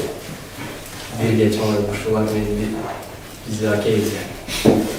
Окууну Оштууда эмес, Оштуунун колледжинде бүттүм. Колледж бүтүп эле, бүткөндөн кийин 2016 бүттүм, 2017 мени агай чакырды бул жака. 2017 март айында келдим. Агайдын биринчи объектинде мен деле агайлар сантехнический часть кылат эле. Мен кирген фирма вентиляция жагы. Биринчи баштаганым вентиляциядан болду, механикада. Андан кейін башка Домодедово аэропорт, бир канча объекттерде болдум чынында. Азыркы учурда Антиапыда иштеп атам. Антиапыга чейин ошол эле объектте башка Антиапынын субподрядчигинде иштечүмүн. Алар ал жерден банкрот болуп, бизди Антиапыга өткөрүп коюшту. Кайсы фирма субподрядчик? ОС процесс. Турецкая тоже. Чоң фирма эмес, бирок основаниясыга 20 жыл болгондо чоңой албай келген фирмалардын бири да. И азыр ошо Антиапыда иштеп атабыз. Должность ведущий инженер УЛИК. Обязанность бүт нерсени кылабыз. Потому что мен недавно Эшимбек келди. Бизге мага инженер ПТОшник керек жаныма. ПТО иште исполнительный документация алыш үчүн. Потому что ал жерде иштер аябай механика системадан калып кеткен. Фирма до конца чыгара алган эмес, и акчасын деле алдын ала алып алып, азыр ишчилердин обеспечивать ете албай калгандыгынан аларды чыгарып жиберип, Антиапы өзү доделывает, то есть калган ишчилер мененчи. И вот, азыр ошо жерде айлык 100 000 тегерек чеки берилди. Тегерек чеки 120 мыңбы? Можно и так сказать. Кайсы объекттер? Объект многофункциональный, офисный многофункциональный комплекс, белорусская. Сухропка келди эле, как да, ал жерде жолугуп эметип калган. Биринчи жолугушууда таанышкан экен ушул. И вот ошол объекттен объем алганда бир буфер фасад боюнча ошо фирмага келген болчу. Ошол Сухроп деген бала, админ, дагы бир админ бала, көз отуз. Азыр уже ООО ачып алып өзү объем кылып иштеп жүрөт да, фасад боюнчачы. Бул жигит менен да барып иштегенге жетишип калыптыр. Не, ал жерде иш алганы жетиштиби жетишпеди билбейм. Биринчи ошо жолукканда таанышып, анан биздин объектте иш сүйлөшкөнү келгенде көрүп, анан бир катар кубанычтуу болдук. Ошондой адам менен тааныштык эле, жер тоолот дегенде элечи.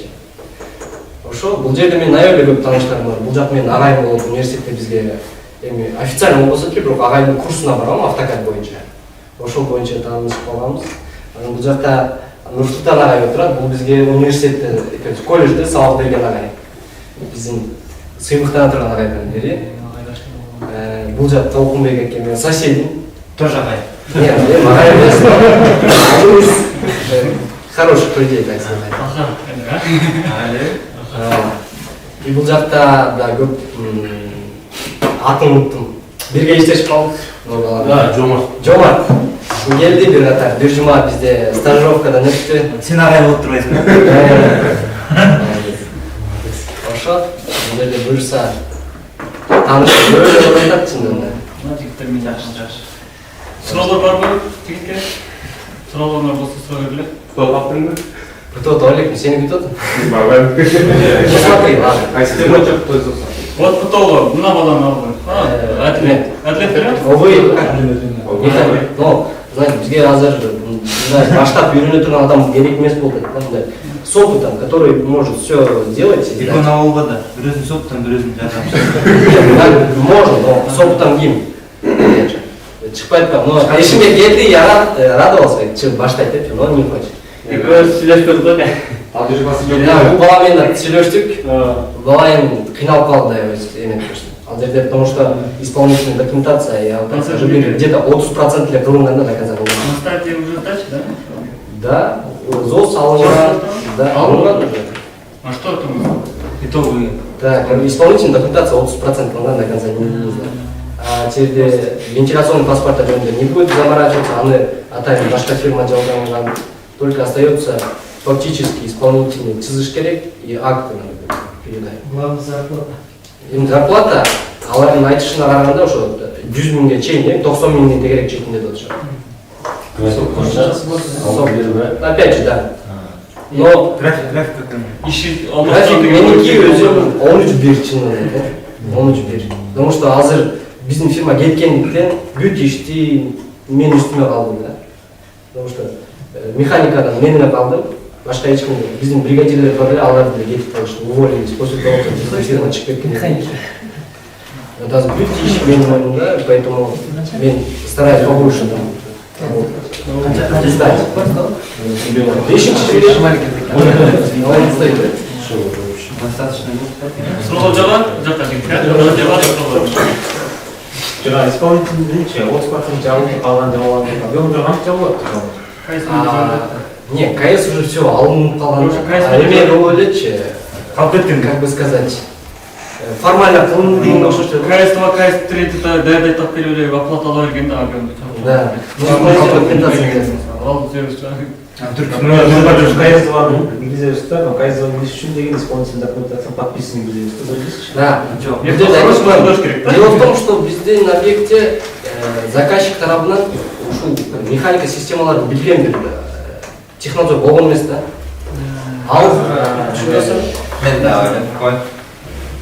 Булар да иштеп аткан эме инженер бизде начальник кто болуп иштеди, иштеп аткан ал жерден да кетти. Булардын директор менен чогуу эсептеп көрүп, ал ишти бул ишке бүтара албайсыңар десе болбой Айва, минимальный сумма алып алышкан да. И алардын договорунда мындай болгон экен. Силер азыр бул жерде минимум аласыңар, бирок бунун компенсациясын силер башка жаңа объекттен беребиз депчи. Ал жаңа объекти дагы биздин фирмага бербейт, то есть предыдущий мен иштеген фирмага. Башка Talos Construction, если вы слышали, ошого берип койгон да. Talos Construction. Да, да. Talos вроде тоже на Минск уходит, да? Я вот не знаю, честно говоря. Но я до того, как мурдакы фирма киргенге чейин Talos Construction иштеген, Мосфильм деги Вишневый сад деген жилой комплекстин бүтүрүп Ушунда метро Белорусская артындагы здание, ана болуп салат. метро Белорусская напротив. Заказчик Афимов. Афи. Мен атым Надыр, ошол класстын окутайын. Биринчи Новосибирск облусунда колледжде сельский окудум, строительство и эксплуатация зданий заложений. Анан келип Кыргызстанда кичине иштеп, заложенияга кошкулга тапшырдым, ПГС. Анан келип өзүм бармен болуп иштедим. Ошол эмеде доонум жок, профессия жок. Анан бир таанышым менен Нурбек анчынча вакансиялар жардамында неме алып атты, бирок өзүм башка тааныш менен эстарашки жумушка кирдим. Фасад боюнча алюминий витражда окналар иштеп чыгарабыз. Экөөбүз ишибизди. ЖК боюнча ЖК крылья ошол немелерди фасад заттарын биз иштейбиз. Неме экен да? Производитель экенсиң. Производитель. Өзүбүз ошол жерде иштеп чыгарабыз. Мен технический дизайнер болуп иштейм, звукатта витраждарды немелерин чертеждерин чыгам. Айлыгым биринчи 60 болду, эмне дегенде опыт жок. Биринчи жолу аясында иштеп атканым үчүн. Анан договорду биринчи киргенде эле сразу сүйлөш керек экен. Себеп кийин өзгөртүп, кийин опыт алгандан кийин айлыкты көтөрүп же болбосо мындай график кичине неме кылайлы деген болсо, о түрк фирмасында оңой нерсе эмес экен. Себеби азыр мен опытым 1 жарым жыл болуп калды. Бирок ошондо деле кичине көтөрүп берди, 70 000 болду. Ондон аягы эме болгон жок. Аз 70 000. Газды байсам ойдан кетишиңиз керек экен анда. Эми сүйлөшүп турган болсам, директор анчынча бизге объект барып турган үчүн убакыт болбойт.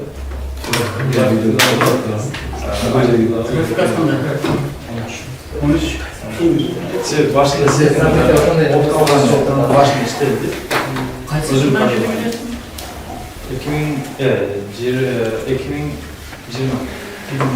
2020 албайсыңар. Автокатна иштеген биlen чегин жерде болду. Не, просто Не, бир жагы мен иштеген жерде эме болуп атат да. Азыр опыт алам дегенге уже жок там надо. Заводить керек экен да. 3 ай калды, максимум 3 ай болсо кетиш керек экен задача. Не, грубо говоря, на самом деле, если вот так взять, 3 ай дебешит, да, 3 айда битпей турган да. По их словам, до конца года надо сдать. Но не получится. Обычно этот ход, если хочешь долго работать, иди на инженерку.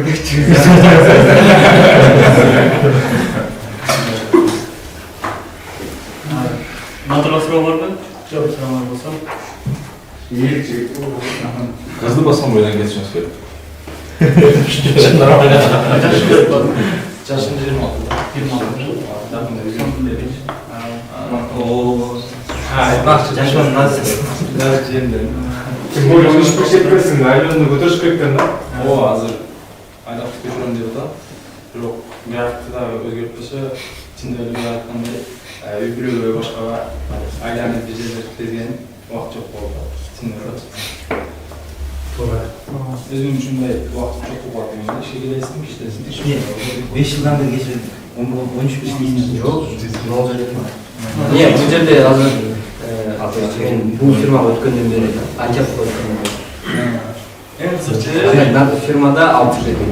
Türk firmasında dogovorda okup çıksam 5-2 safhada Ал формада жазылат, договорда жазылат. договор. Договорда жазылат. Договор полный условия сүйлөп албасаң, сүйлөшүп албасаң. Кийин өзгөрүшү же чыгып кетишиң керек, же Полномат жазып қалған юристтер там хитрый да, жалобтар көп болған нәрсені. График и время работы может определить руководитель жазып қойған. Пункт бар. Ошондай пункт кіргізіп зачем? Азыр договор менен деле не допускаешься. Суроолор барып жатырбы жокпу?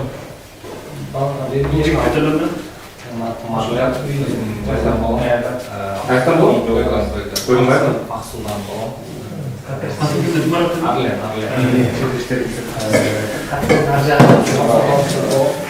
Кыргызстанда оқығам, 8 жыл ошол оқыган.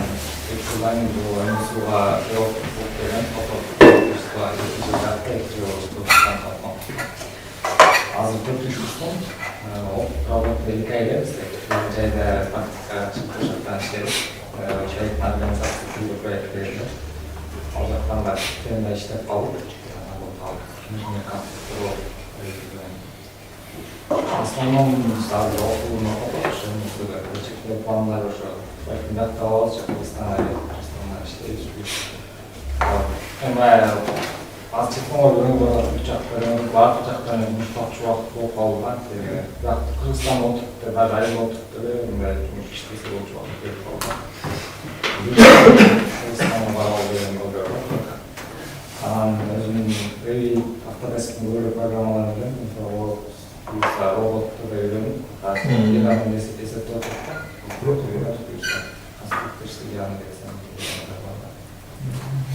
Бул жакта кайсы жерде жатасың? Азыр пока окуубуз башталып калганына байланыштуу чыга турбуз да. Буюрса январдан кийин айда өзү иштеген деп коебуз, же башка. Ошто конструктор болуп жүргөн. Китте жаш иштеп калдым.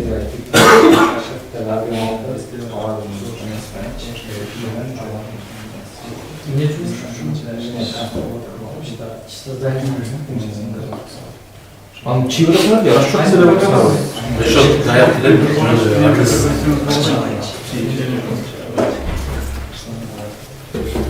Азыр магистратурада ушундай. Пока азыр бакалавр 4-курстун у нас. Магистратурага баким, Кыргызстанда Магистратура боюнча да сөз.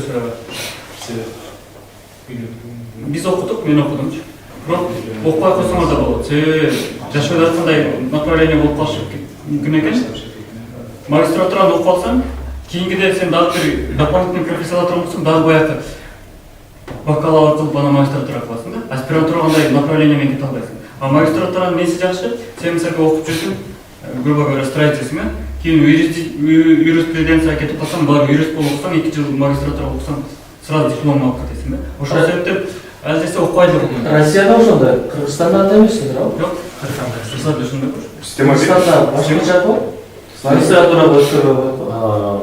Кыргызстанда бар, допустим, строительный проблема. Вообще, любой направление кетет. Главное, экзамен тапшырып кишсең болду да.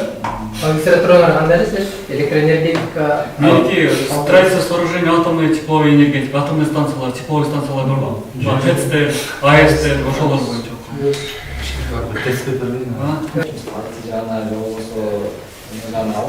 Заблуждение барчы.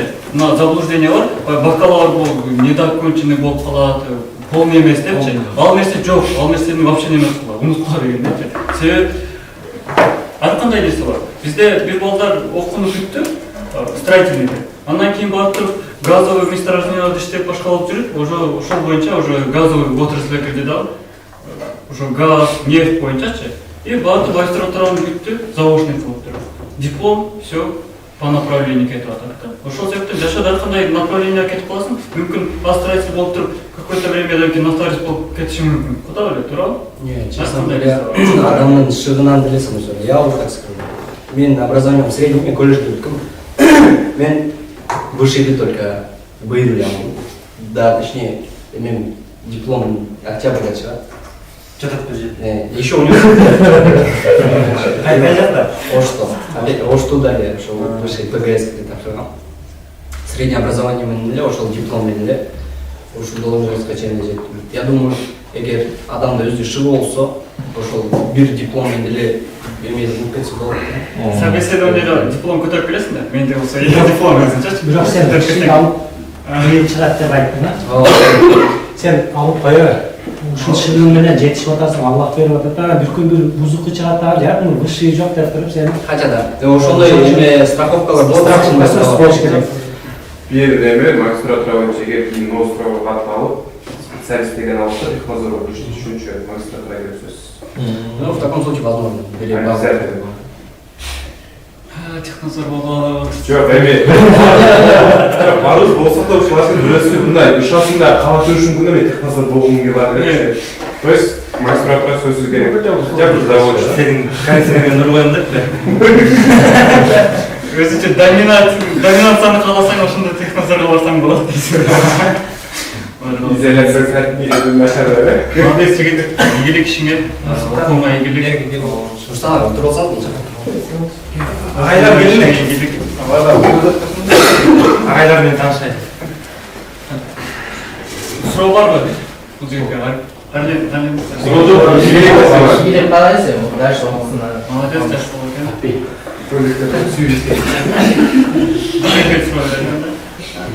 Assalamu alaikum.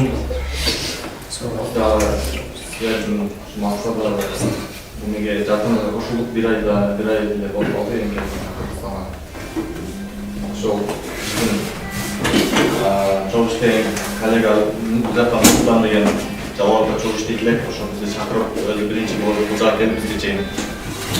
Анан кийин биз дагы данный момент сертификат деген объектте бир ай мамлекеттен ошол инженерный система боюнча мен өзү ПГС бүткөм, ошон үчүн бул специфика мындай үстүнөн билебиз да, кичине үйрөнүп, андан вакансия чыгып калды, ошол жерде аудит боюнча күтөбаштык болуп кирдим. Бир журнал болду эми башталганга. Бирсен жакын башталып буюрса ошол командаларга кошулуп чоң келишкен жете турган үмүттөр бар. Кайсынчы класс эле? 91. Мұғалім болып жүрдіңіздер ме? Қырғызстанда иеліктер бар қазір. Мұғалімдер бастап кеткен фирмада жүреді. Сол окуну бүткөндөн кийин аспирантура тапшырып параллельно колледжге сабакты үйрөнүп жүрдүк. Андан кийин ошондон кийин ошол конструкция боюнча, смета конструкция боюнча проектированияда окутуп иштедик. Эми семейный болуп кичине ачык айтсам баардыгында эле неме болот да. Кичине финансовый жактан да стимул болсун деп башталып келдик.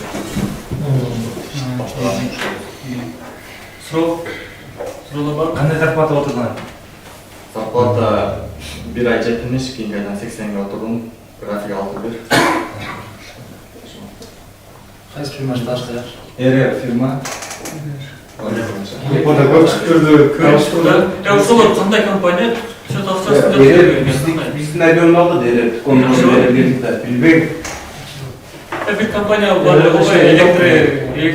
жазып атпады эле, отуз жазып балдар барбагыла айлыгын кечиктирип берет деп эсиңерде жазып аткан былтыркы жылдары ошондой.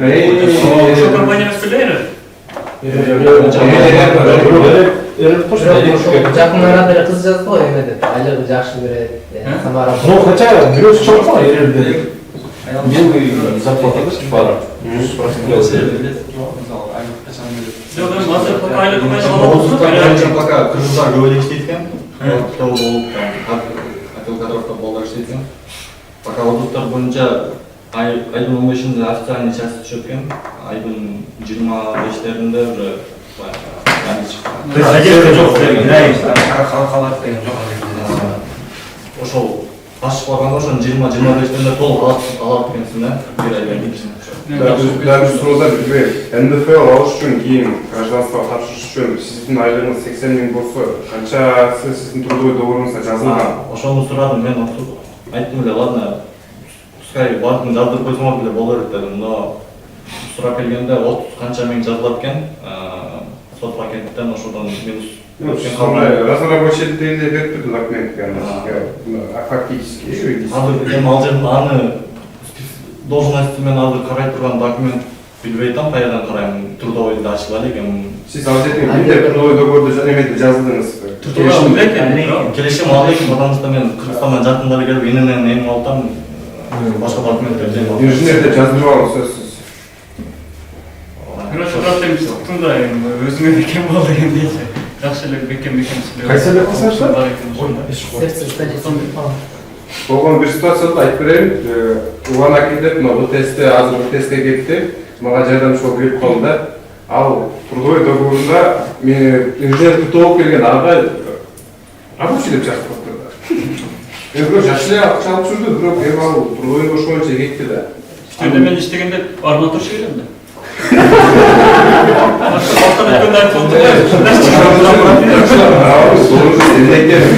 Ал деле карап отур, эмне түшүп калыптыр?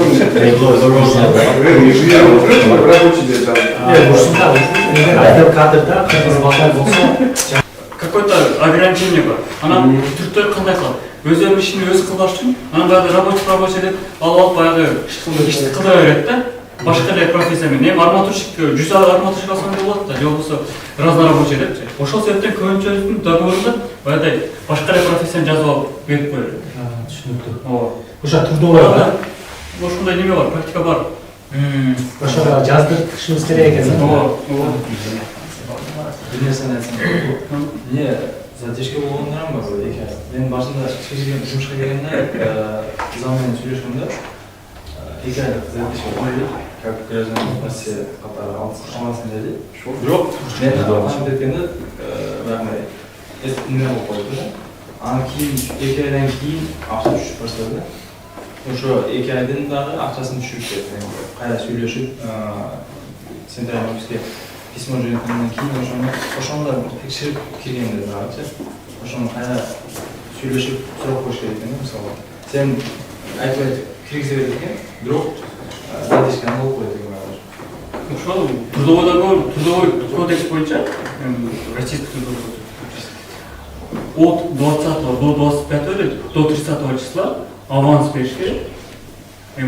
Размер обговаривается, то есть размер и аванс обговаривается. Она зарплата от 5 до 15 числа ушундай да, по закону бериш керек.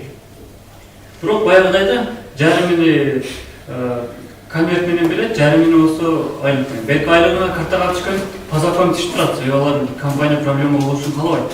По закону. А белгили бербей ал уже другой вопрос. Бирок трудовойда, как положено, что береңиз келген 60 болсо, ошо полный 60. Ошо баардыгы. Анан 13% алып берет да. Так, бул жигитке сейчас берели. Суроолор бар, Или калай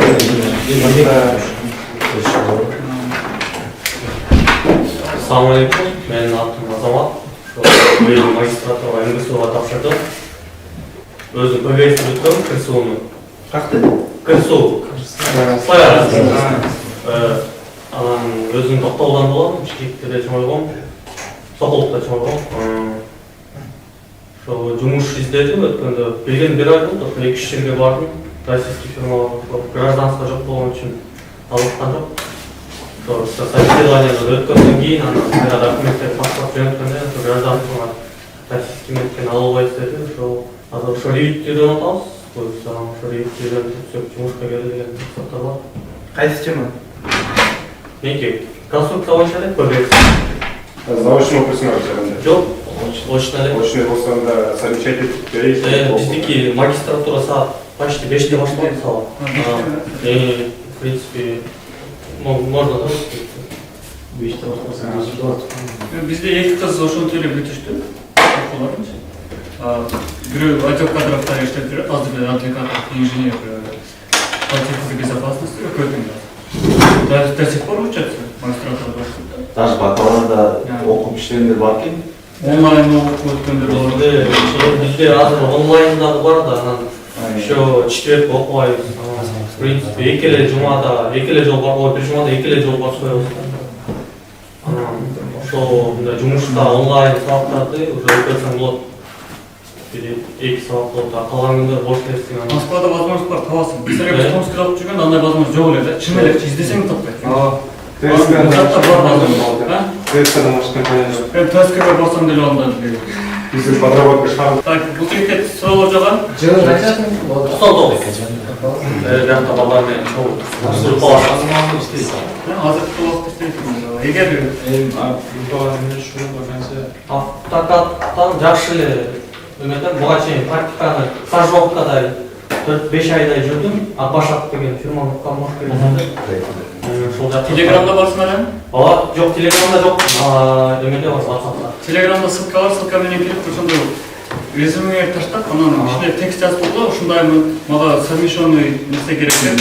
Анан азыр пока зарплатасына өтө деле эметкен жокмун, мага көбүнчө опыт керек болот. Башка жумушка кетип калсам, өзүмдүн профессиядан алыстап кетет экенсиң, желательно по профессии иштегенге аракет иштеп болот. Ийгилик анда. Ишинди сүйүп көрүп иште да, акчам менен иштей бергенчи, ошондой эмес чыгат.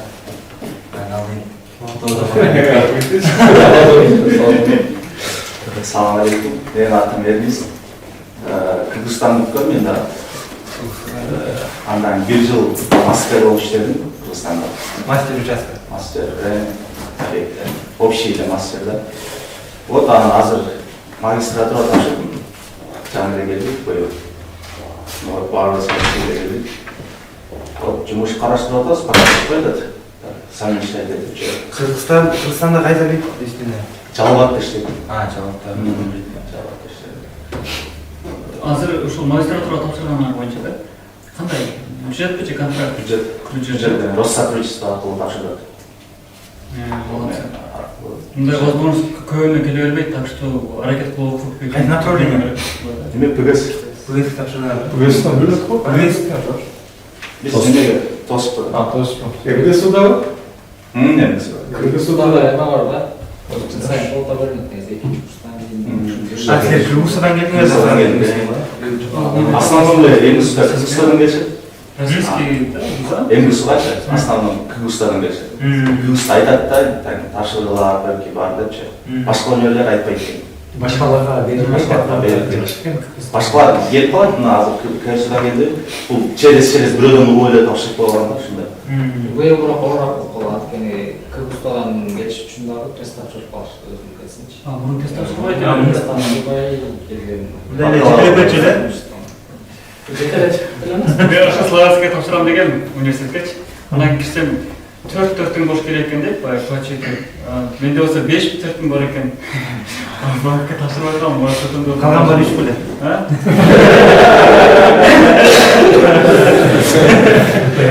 Эме контактный болуш керек. Эме вот группа МГСу дегенчи. МГСу не деген? Атын билбейт экен, короче. МГСу билдимен да. Ошол жерде жазып дайыма бардандай компания требуется на полный день. Сенде бар ошондой группа? Ооба, дос мен сага ошону жөнөтүп коюш. Эмеге Кыргыз МГСу деген биздин группа бар, группада барсың да? Жок, пока жок. Ошого мен жибердим, эмнечи? Менин бир подругам менде иштейт экен, избердим, дочерный компаниясы. Ошого эмегелер, чайниктер да керек болот, ну чайниктерди эмеге. Да. А чё ичинде? Ошондон башталды? Да. Бизге пока зарплата студенттер керек дейт, магистрлер.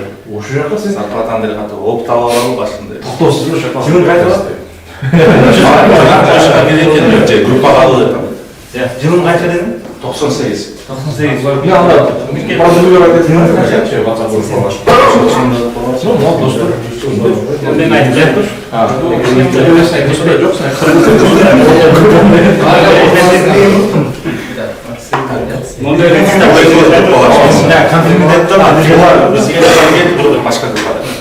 Бирок направление берип тургайсыз бар.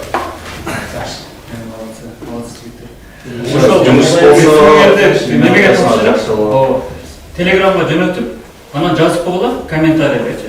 Жөнөтөсүңөр, жазгыла. Мен ушундай аттым, ушундай совмещать этишим керек, окуймун деп жазгыла. Ошого жараша жөнөтөбүз. Биздин компанияга мисалга эч кыз окуп жүрөт. Азырга чейин до сих пор бирөөсү кече жакында дипломун даштайт деп. Бизден деле алышы мүмкүн. Мен да сүйлөшүп айтып беремин да.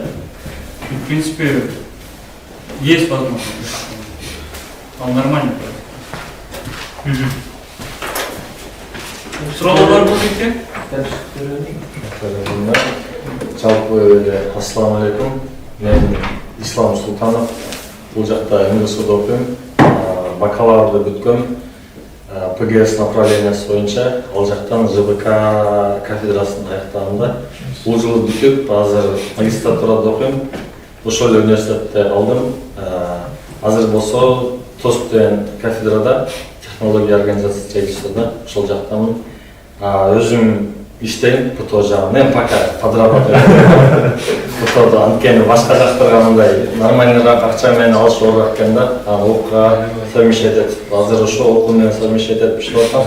Бул бир оңай опыт болду. Оюк жагында тоже турецкий фирмада буга чейин жайда бош кезде бешек иштеп аткам. Азыр болсо 6-1 свободныйраак кылып атам окууга байланыштуу. Ошо азыр негизи ой максат кичине башкараак жакта, проектирование же болбосо конструирование жагына кетейин деген ойлор бар да. Бирок азыр вариант карап атам. Бирок пока чыга элек. Сен совмещать эткенде айлык канча болду? 60. Уктуңар, Кто общестройда, да? Менки инженерка логика. Ошончо деле баары баш анткени жумасына мен экология университетине барып атам. Андан деле баягы жумуштардан чыкты, бул жакка айтып бар, геометрия ошол жактарга бардым да. Макул да иште, бирок окуудан мындай көп эле макул боло бербейт да. Ошончо деле азыр ушул жакта иштеп атабыз, андагы кичине варианттар болсо байкап атабыз. Жакшы, молодец. Суроолор бар жигитке? Салам алейкум. Мен атым Жомарт. Мен да ошо МГСУда окуйм. 4-курс бакалавр иштеп жүрөм. Жок, азыр пока перерыв. Конструкторскийде. Кайсы факультет? ЖБК. Борли ушкалыйлар макул. Айтмакчы бул жак менен жердеш экенбиз, ошо Каракол шаарынан болом, Скөл областынан. Жакшы. Ийгилик экен. Ийгилик бар. Жомарт достум ошондой. Ислам деп. Мен Жомарт.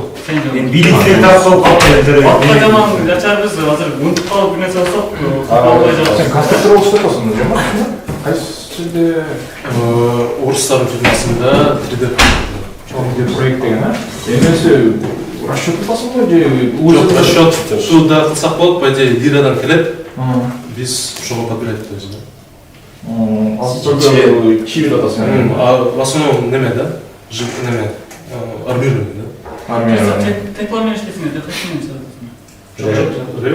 Ревит.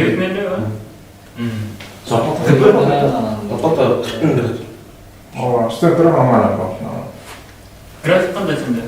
График свободный. Эме, дагы бир вопрос. Стипендия алсаң? Мен лично албайм, мен бир зачет алгам. Обычно анча?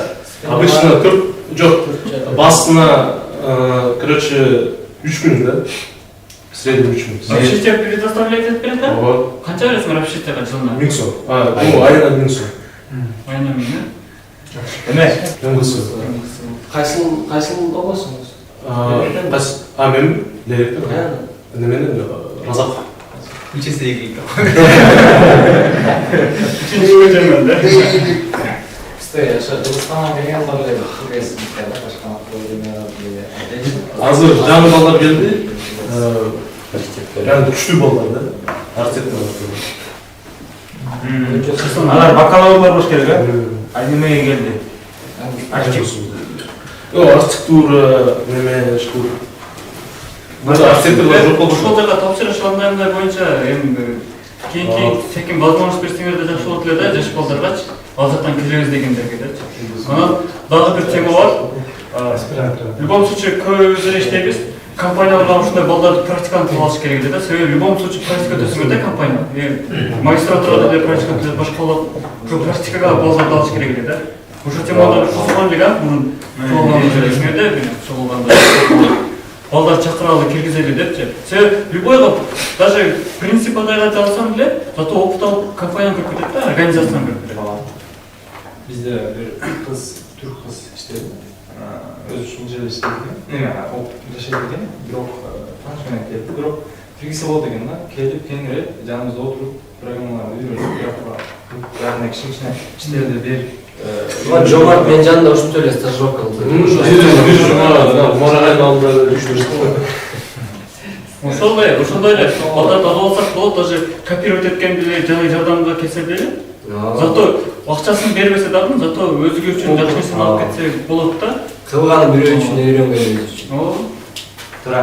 Бизге андай возможность болгон эмес. Бекерлеп качып бекеришти да. Биз себеп ташканбыз 6-нчы этажда, 7-нчи этажда. Экинчи курс, үчүнчү курс балдар болсо делечи.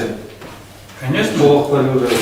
Биринчи курста эми в основном баягы геодезия боюнча строительство да, эми биринчи курста геодезия боюнча болот да. Практика. Топографический съемка кыласың. Бизде ошондой болот. Анан экинчи, үчүнчү курста законный производственный практика башталат. Ошондо келиштсе болот. Биз болсо стройтер деп жүргөнбүз, мен стройтер деп жүргөм. Башка эле жок эле да. Айлык төлөй турган бир более-менее бир нерсе таба турган ошол. Анан барып алып разнорабочий болуп жүргөнбүз. Шанс болгон эмес бизгечи. Азыр ошол шанс берсек жакшы болот деп балдар. Жумушка келген кишинин маалыматы первоначально понятасы болуп кирет да. Так, Жомарттан суроо бар. Нескромничать, все парное.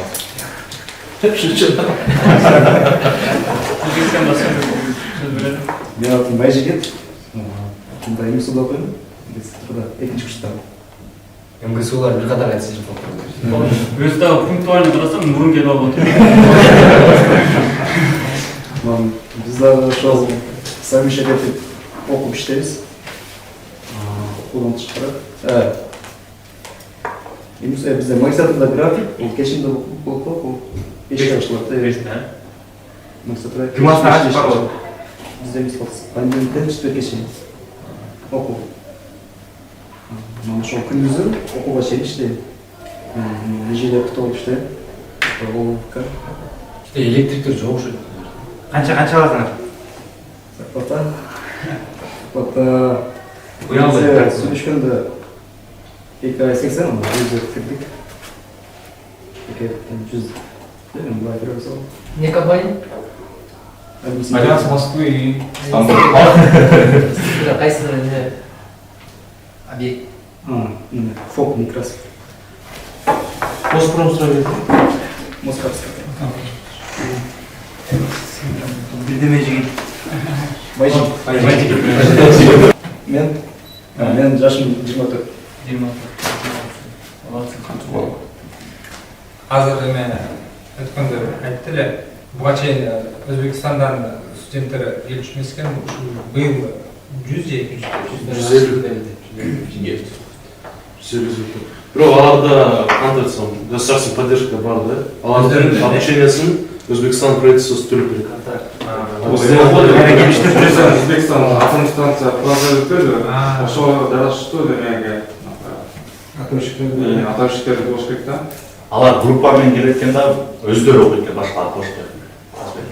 Кайда барып иштешет алар өздөрү. Бүт эле полный группаны чогулуп көрүп турган ошол группа. Башка Африкадан келген адамдар да барбы? Бар. Бизде неме политик окуп жүргөндө ушундай жаман көп эле да. Томскийде да. ТГСуда аз эле. Политикте вообще көп. Политикте экзотика. Кстати, ошо политикадан өтө көп магистратурага балдар келишетчи. Биле бериңер, көп балдар бар. Кыргыз балдар. Көптөр тааныйт. Көптөрдүн аны чөлөйм. Эле Азыр связьлар Таластан балдар бар эле, Жалалаттан балдар көп болуп жүрөт. Эмеде политика көбүнчө Кыргызстандан как раз бул Мерсиге келгендер бар эле да. Мерсудан көп келет болчу. Мерсудан көп келет. Бирок көбүнчөсү баягы экологический направление боюнча келет да, экология боюнча. Энергетиктер.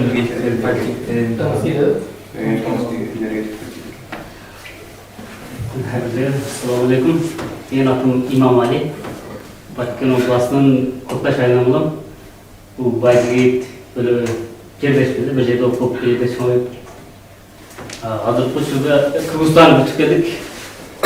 Экспертиза управления институт боюнча. О, кесиптеш.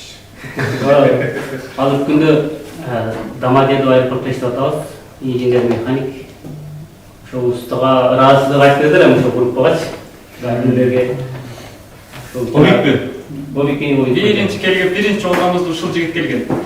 Өз дагы мен мурун келип алып, саат 7-ге алтыга деп мен 1 саат мурун келгем да эми. Өзүм уюштуруп аткан ответственность. Анан биринчи ушул жигит келген ошондочу.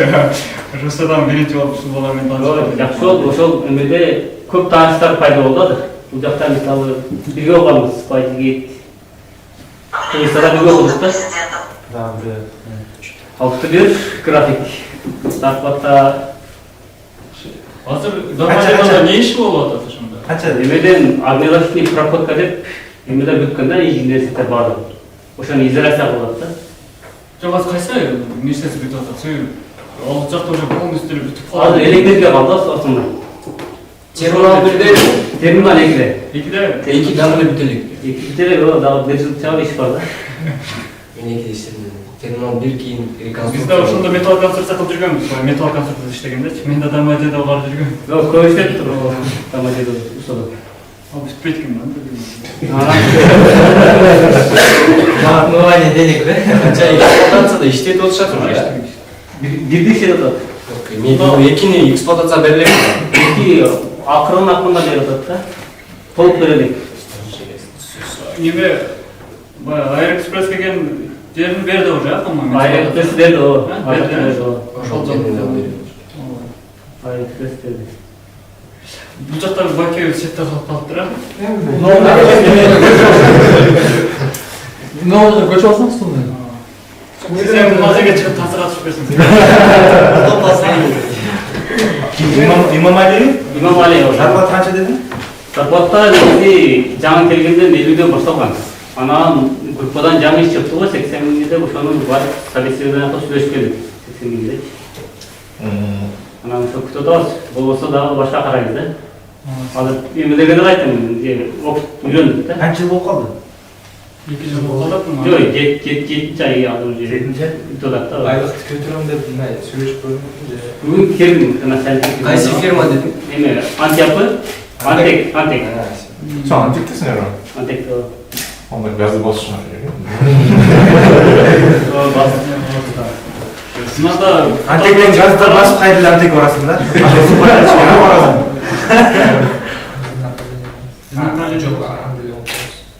Жигиттер туруп койгон да. Ким бул фотографтын эмесин бире албайлы. Тансага түшпөсө. Мен атым Нурсултан, 92-нчи сынып болгон. 2016 Ошбудан бүткөнбүз. Мораль агай бизге ушу сабак берчү. Ушу мектеп университет бүткөндөн кийин дагы азыркыга чейин агайчылык кылып, ушу өзүнүн оттарына кирет да. Өзүм тууралуу айтып кетсем, бул жака биринчи 2017 агайдын жанында отделкада бухгалтер болуп иштеп жүрдүм бир жыл.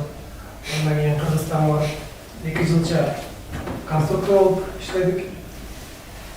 Конструкторду дагы мындай 1 жыл дегенден анан иштеп чийип кетип алат экенсиң го, ошо биз эми профессионал эмес, эми чийип кетип ала турган деңгээлде. Быйыл ушу жака келип инженердикте болуп механикада иштеп атабыз. Механика боюнча. Son пайызы механик ушойса. Хотя востребован экен электрик. Какое-то временен кейін бір проектный организацияда андай қылсақ болду да, Мен айтып коюмчу 20-дан 30га чейинки кадрлар көп экен бизде. Группада ошондой да. 20-дан 30га чейинки кадрлар. 23'ten Вопрос керек екен, ким қайсысы жаман? 23'ten ооба тура. 23'ten. Салардай. сен дагы Мен таанышпай элем. Салам алейкум. Сиздер силерди көрүп ушундай образованный кыргыз балдарды көргөнгө кубанычтамын биринчиден. Мен чындап сүйүнүп атам. Потому что мен өзүм 7 жылдан бери Москвада жүрөм. 16 жашымда эле киргем, аны колледжде окудум, азыр университетте окудум, юридикалык тармакта. МГУда. Андан тышкары интернет торговля менен заниматься этем. Озон, Валберс, маркетплейстерге товар киргизипчи. Ана азыр бир образованный кыргыз балдарды ушундай топтолгон мен биринчи жолу көрдүм Москвадачы. Именно балдар топтолгон. Так кыздар топтолгонун көрүп эле жүрөм, көп элечи. Ана активный балдарды биринчи көрдүм. кыздарыбызда топтошкосун. Анда сүйүнүп атам. Эшке салып жүрбөйт. Анан карап көрсөм баардыгыңыздар мындай ар тармактан бар экенсиңер да. Мне кажется, силер даже можете создавать свою организацию, ООшка алыпчы. Яны чоң эле объем алып, өзүңөр эле иштесеңер болот экен. Мындай бүт барыңар эле билим деңгээлиңер, опытыңар жетет экен го дейм.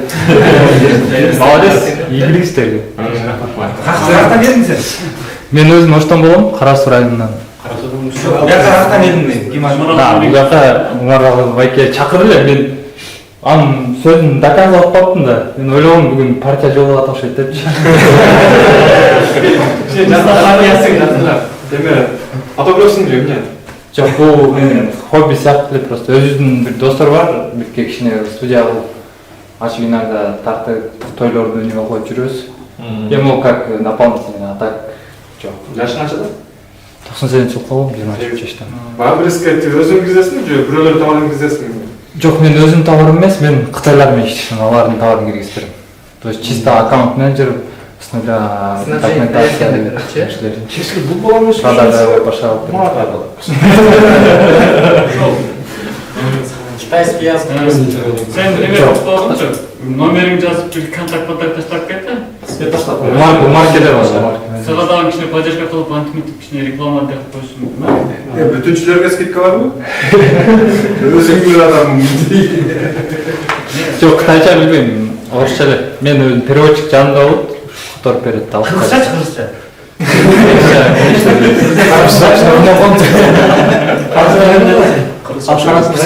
Карас Мамажандан. Жош Айлыкмын. Мына жерде 65% оштукта окшойт да? Ошо болот. Ашайын. Жок, Бишкек барган оштуктар, Москвадагы оштуктар. Атың бары болду. Кубанычбек. Жок, Альберстонда сени маалымат алыш керек экен. Ошол жана Маалымат азыр кыскача айтып берип коюшум мүмкүн эми. Давай. Короткочу. Өзү негизи бул маркетплейстер как супермаркет сыяктуу эле да. Информационный агрегат. То есть ал жакта клиенттер бар, а силерге как супермаркет витринасын бергендечи рыноктон там контейнер алганда эле ал жактан да өзүңөрдүн бир личный кабинетиңер болот, сайт сыяктуу да, раздел сайт. Ушул жака товарыңарды киргизесиңер, то есть поток есть, клиенты ведут, көрүшөт и заказ алып, за то, что маркетплейстер силерге клиент алып келип бергенде комиссия берет. И доставканы алар жүргүзүшөт, доставка алганда дагы каждый категория товарга өзүнчө немеси бар да, доставкасынын суммасы. Заговорим. Вот, ушундай. Анан эми как туда можно попасть? В первую очередь самозанятый болсоңор деле болот. Бирок ограничение то, что самозанятыйлар өздөрү жасаган, өздөрү создавать эткен буюмдарды сата алат да. Вот, а еще индивидуальный предприниматель болуп кирсеңер болот. А вот тогда ограничения жок. Перекупщик болсоңор болот, хотите сами производите, хотите Кыргызстандан алып келгиле, киргизсеңер болот. Если возможностьңар болсо, я вот очень советую. Многие русские здесь ценят именно кыргызские товары, кыргызский пошрифт, Бишкек пошрифтердичи. Ошон үчүн можно с Кыргызстана перевести и под брендом именно Кыргызстан, Мадин Кыргызстан депчи. Сатсак биздин экономикада өнүкмөк, когда потому что производство болгондо бул производство же цикл же много, а биздин Кыргызстанда в основном услуга. Ресторан ачкан, футбольный клуб ачкан, теннисный клуб, бассейн, а там чисто налог оплачивают, патент, то есть рабочая сила мало, И могу цикл болгон үчүн и экспорт болгон үчүн бизге алардан экономикага аз неме түшөт да. Поступление аз. Сертификат керек болот. Из всех маркетплейсов вот именно Валбрис он очень гибкий. Нет, имею в виду Кыргызстандан алып келген товар Сертификация, декларация кандай? Таможенный декларация менен алып келесиңер. А если Валбриске кирсеңер, ал изначально не спрашивает сертификаттырчы. Товарный знак тоже не спрашивает. Ал жерге просто киргизесиңер, индивидуальный предприниматель болуп ачтыңар, өзүңөрдүн брендиңерди жазып койсоңор деле болот, атыңарды жазып койсоңор деле чыга берет да. Ошону сата бересиңер. А если в случае там от клиента вопрос поступает, сертификаты бар будет, что за бренд деп, ошондо запрашивать может. Бирок это очень редко бывает. Көпчүлүктөр эле азыр вот очень много маленькие русские видеолорду көрүп алып эле однодневкалар бар да. YouTube'дан көрдүм, мотивация алдым, барып туруп рынктан алат, бирөөдөн алат, Садоводдон же Люблинодон и коет. Эми аларда возможность бар да, ИП ачып коюшат 3 дня. Ошентип иштеп атышат да. И есть студенты, которые даже до миллиона, до 3, до 4 дошли. Bizde деле возможность бар, именно вот Кыргызстандыкын качать этиш керек болду. Киргенге кыйынчылык азбы же көп Жок, эч кандай жабап койбойт. Себеби бул жерде мындай да. Ал жакка два способа есть продажи. ФБС и ФБО деген бар. ФБОсунда ал когда отдаете товарыңарды на склад Валбрис. И когда заказ поступает, именно от склада Валбрис идет до покупателя. А есть и второй способ, это ФБС, когда силер өзүңөрдүн складыңардан сатасыңар. Заказ түшөт, силерге эле түшөт да. Аны упаковать этип, Валбристин складына бересиңер, логистический службасына. Алар доставляет до клиента. Канча күнүн ичинде? Доставкасы жок. Так эгер биз өзүбүздүн складдан кетире турган болсок 48 часов. Эми 2 сутка. 48 сааттын ичинде мен ошо Валбриске жеткирип беришим керек, э? Бир нерсе да, мисалы өзүң товарын келтирсең, аны стоимость нелерин Валбриске кандайдыр аренда акча деген нерселер төлөп сатасың ба, кандай болот ошо системасы? Ал жагы айттым го, товарды саткан товардан берет 15% комиссия. Да, мисалы үчүн силер 100 сомдук бир нерсе саткандар, анын 15% алат. Өздөрүчү. Ценообразование. Ценообразование это вот сугубо ваше личное дело. Кааласаңар там бир эле телефон алып туруп, можете поставить 100 рублей. Кааласаңар 200 рублей, исходя из... Не контролируете, да? Нет, но Валбрис он всегда вот нацеленный на того, чтобы всегда акция или скидки были. Цену чтобы адамдар көбүрөөк алыш үчүн ошого жараша койсоңор да, бир материалды алып. Это спрос даже всех коюп койсоңор, конечно, силерге спрос аз болот. Ал бюджетный вопрос. То есть, ФБС, өзүңөрдүн складыңардан саткандар. Себеби будет контроль некий. Потому что вы реально знаете, канча заказ түшүп атат, канча заказ бердиңер, билесиңер да, учет вести легче. А когда ал жактан кетип атканда немножко сложновато. Где-то 1,5 года иштеп атам. Мурунку жылы бир Кытай менен с нуля мы начали. Я когда зашел в офисне, такой сайт был и 0 продаж. А потом узнали про Валбрис, Валбрис мен салта экономикадан өткөндө агайып аткан болчу. Вот Татьяна Бакачук декретте отуруп эле мондай миллиардный империю создала депчи. Я вот так узнал. Потом самая богатая женщина, да, что? Да, сейчас номер 1 в России. Потом мы подключились в Валбрис, и вот не стал дальше работать, и они Авитадан таптым, человек пришел, 4 саат үйрөтүп кетти. Потом начали, и через полгода, где-то бир айга оборот уже был миллион болуп калды, да? Маржа канча? 30%? Нет, 50-60 по-разному. Потому что вот китайцы мне полностью не рассказывают, да, вот себестоимость канча турат. Кытайдан канча келет, мен только рыночный эле ценасын билем. Допустим, мен сумка менен заниматься этем. Рыноктагы там 750 же 700 оптом баада турган сумкаларды мен Валбристен 1500-300-1400 сатып. Один одного, да? Почти так. Но это вот грязно, да, чистый болгондо он поменьше остается, потому что пока тушкасын алып, логистикасын туда-сюда чупаган товар. Где-то 200 рублей надо вычитывать, плюс еще минус 15%. А то, что остается, это ваши деньги. Куба, осы жерден бір сұрау да, мысалы, өмеден өткеннен кейін жаңағы аутсорсинг, маутсорсинг қылып бірінші қылып жаңағы бухгалтерский баланстарыңды бюрократияны өткеннен кейін, бұл жерде өмеде сен уже перекупщик болсаң беле бір под брендтан ушундай болуш керек пе? Жөнүндө неме дропшиппинг кіреді жөнүндө? Нет, бренд, допустим, есть некоторые бренды, которые требования допустим, вот тот же самый известный бренд ТРТ вы не имеете права продавать. Если только этот бренд вам не дает согласия на продажу их товаров именно вот на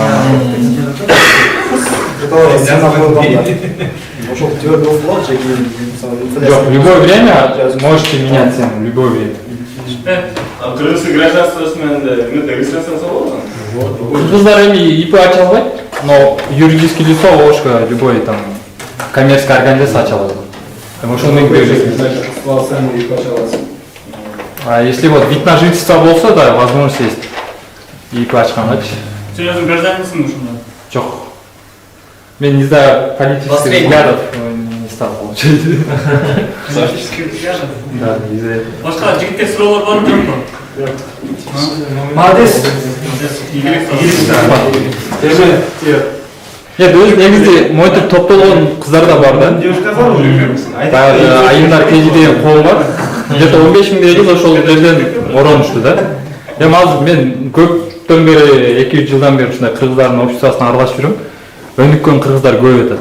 Мен өлө сүйүнүп атам, эми мындай еще пропаганда кылып, силер кичине мактанып койсоңор, наоборот жакшы болот. Кээ баягы кыргыздар бар го, атаң талаш, блин, ну 50 миң алып иштейт экен 5-2 деп туруп үйрөнүп окугандар бар да. А кээкилер жүрүт, Яндекстен астын алып же башканы кылыпчы, мотивация жок. Силердин даже жүрүш турушуңар мотивация болот, солорго кичине мындай мактанып койсоңор дечи. В меру дечи. Эң жакшы нерсе проект организациясы болот да.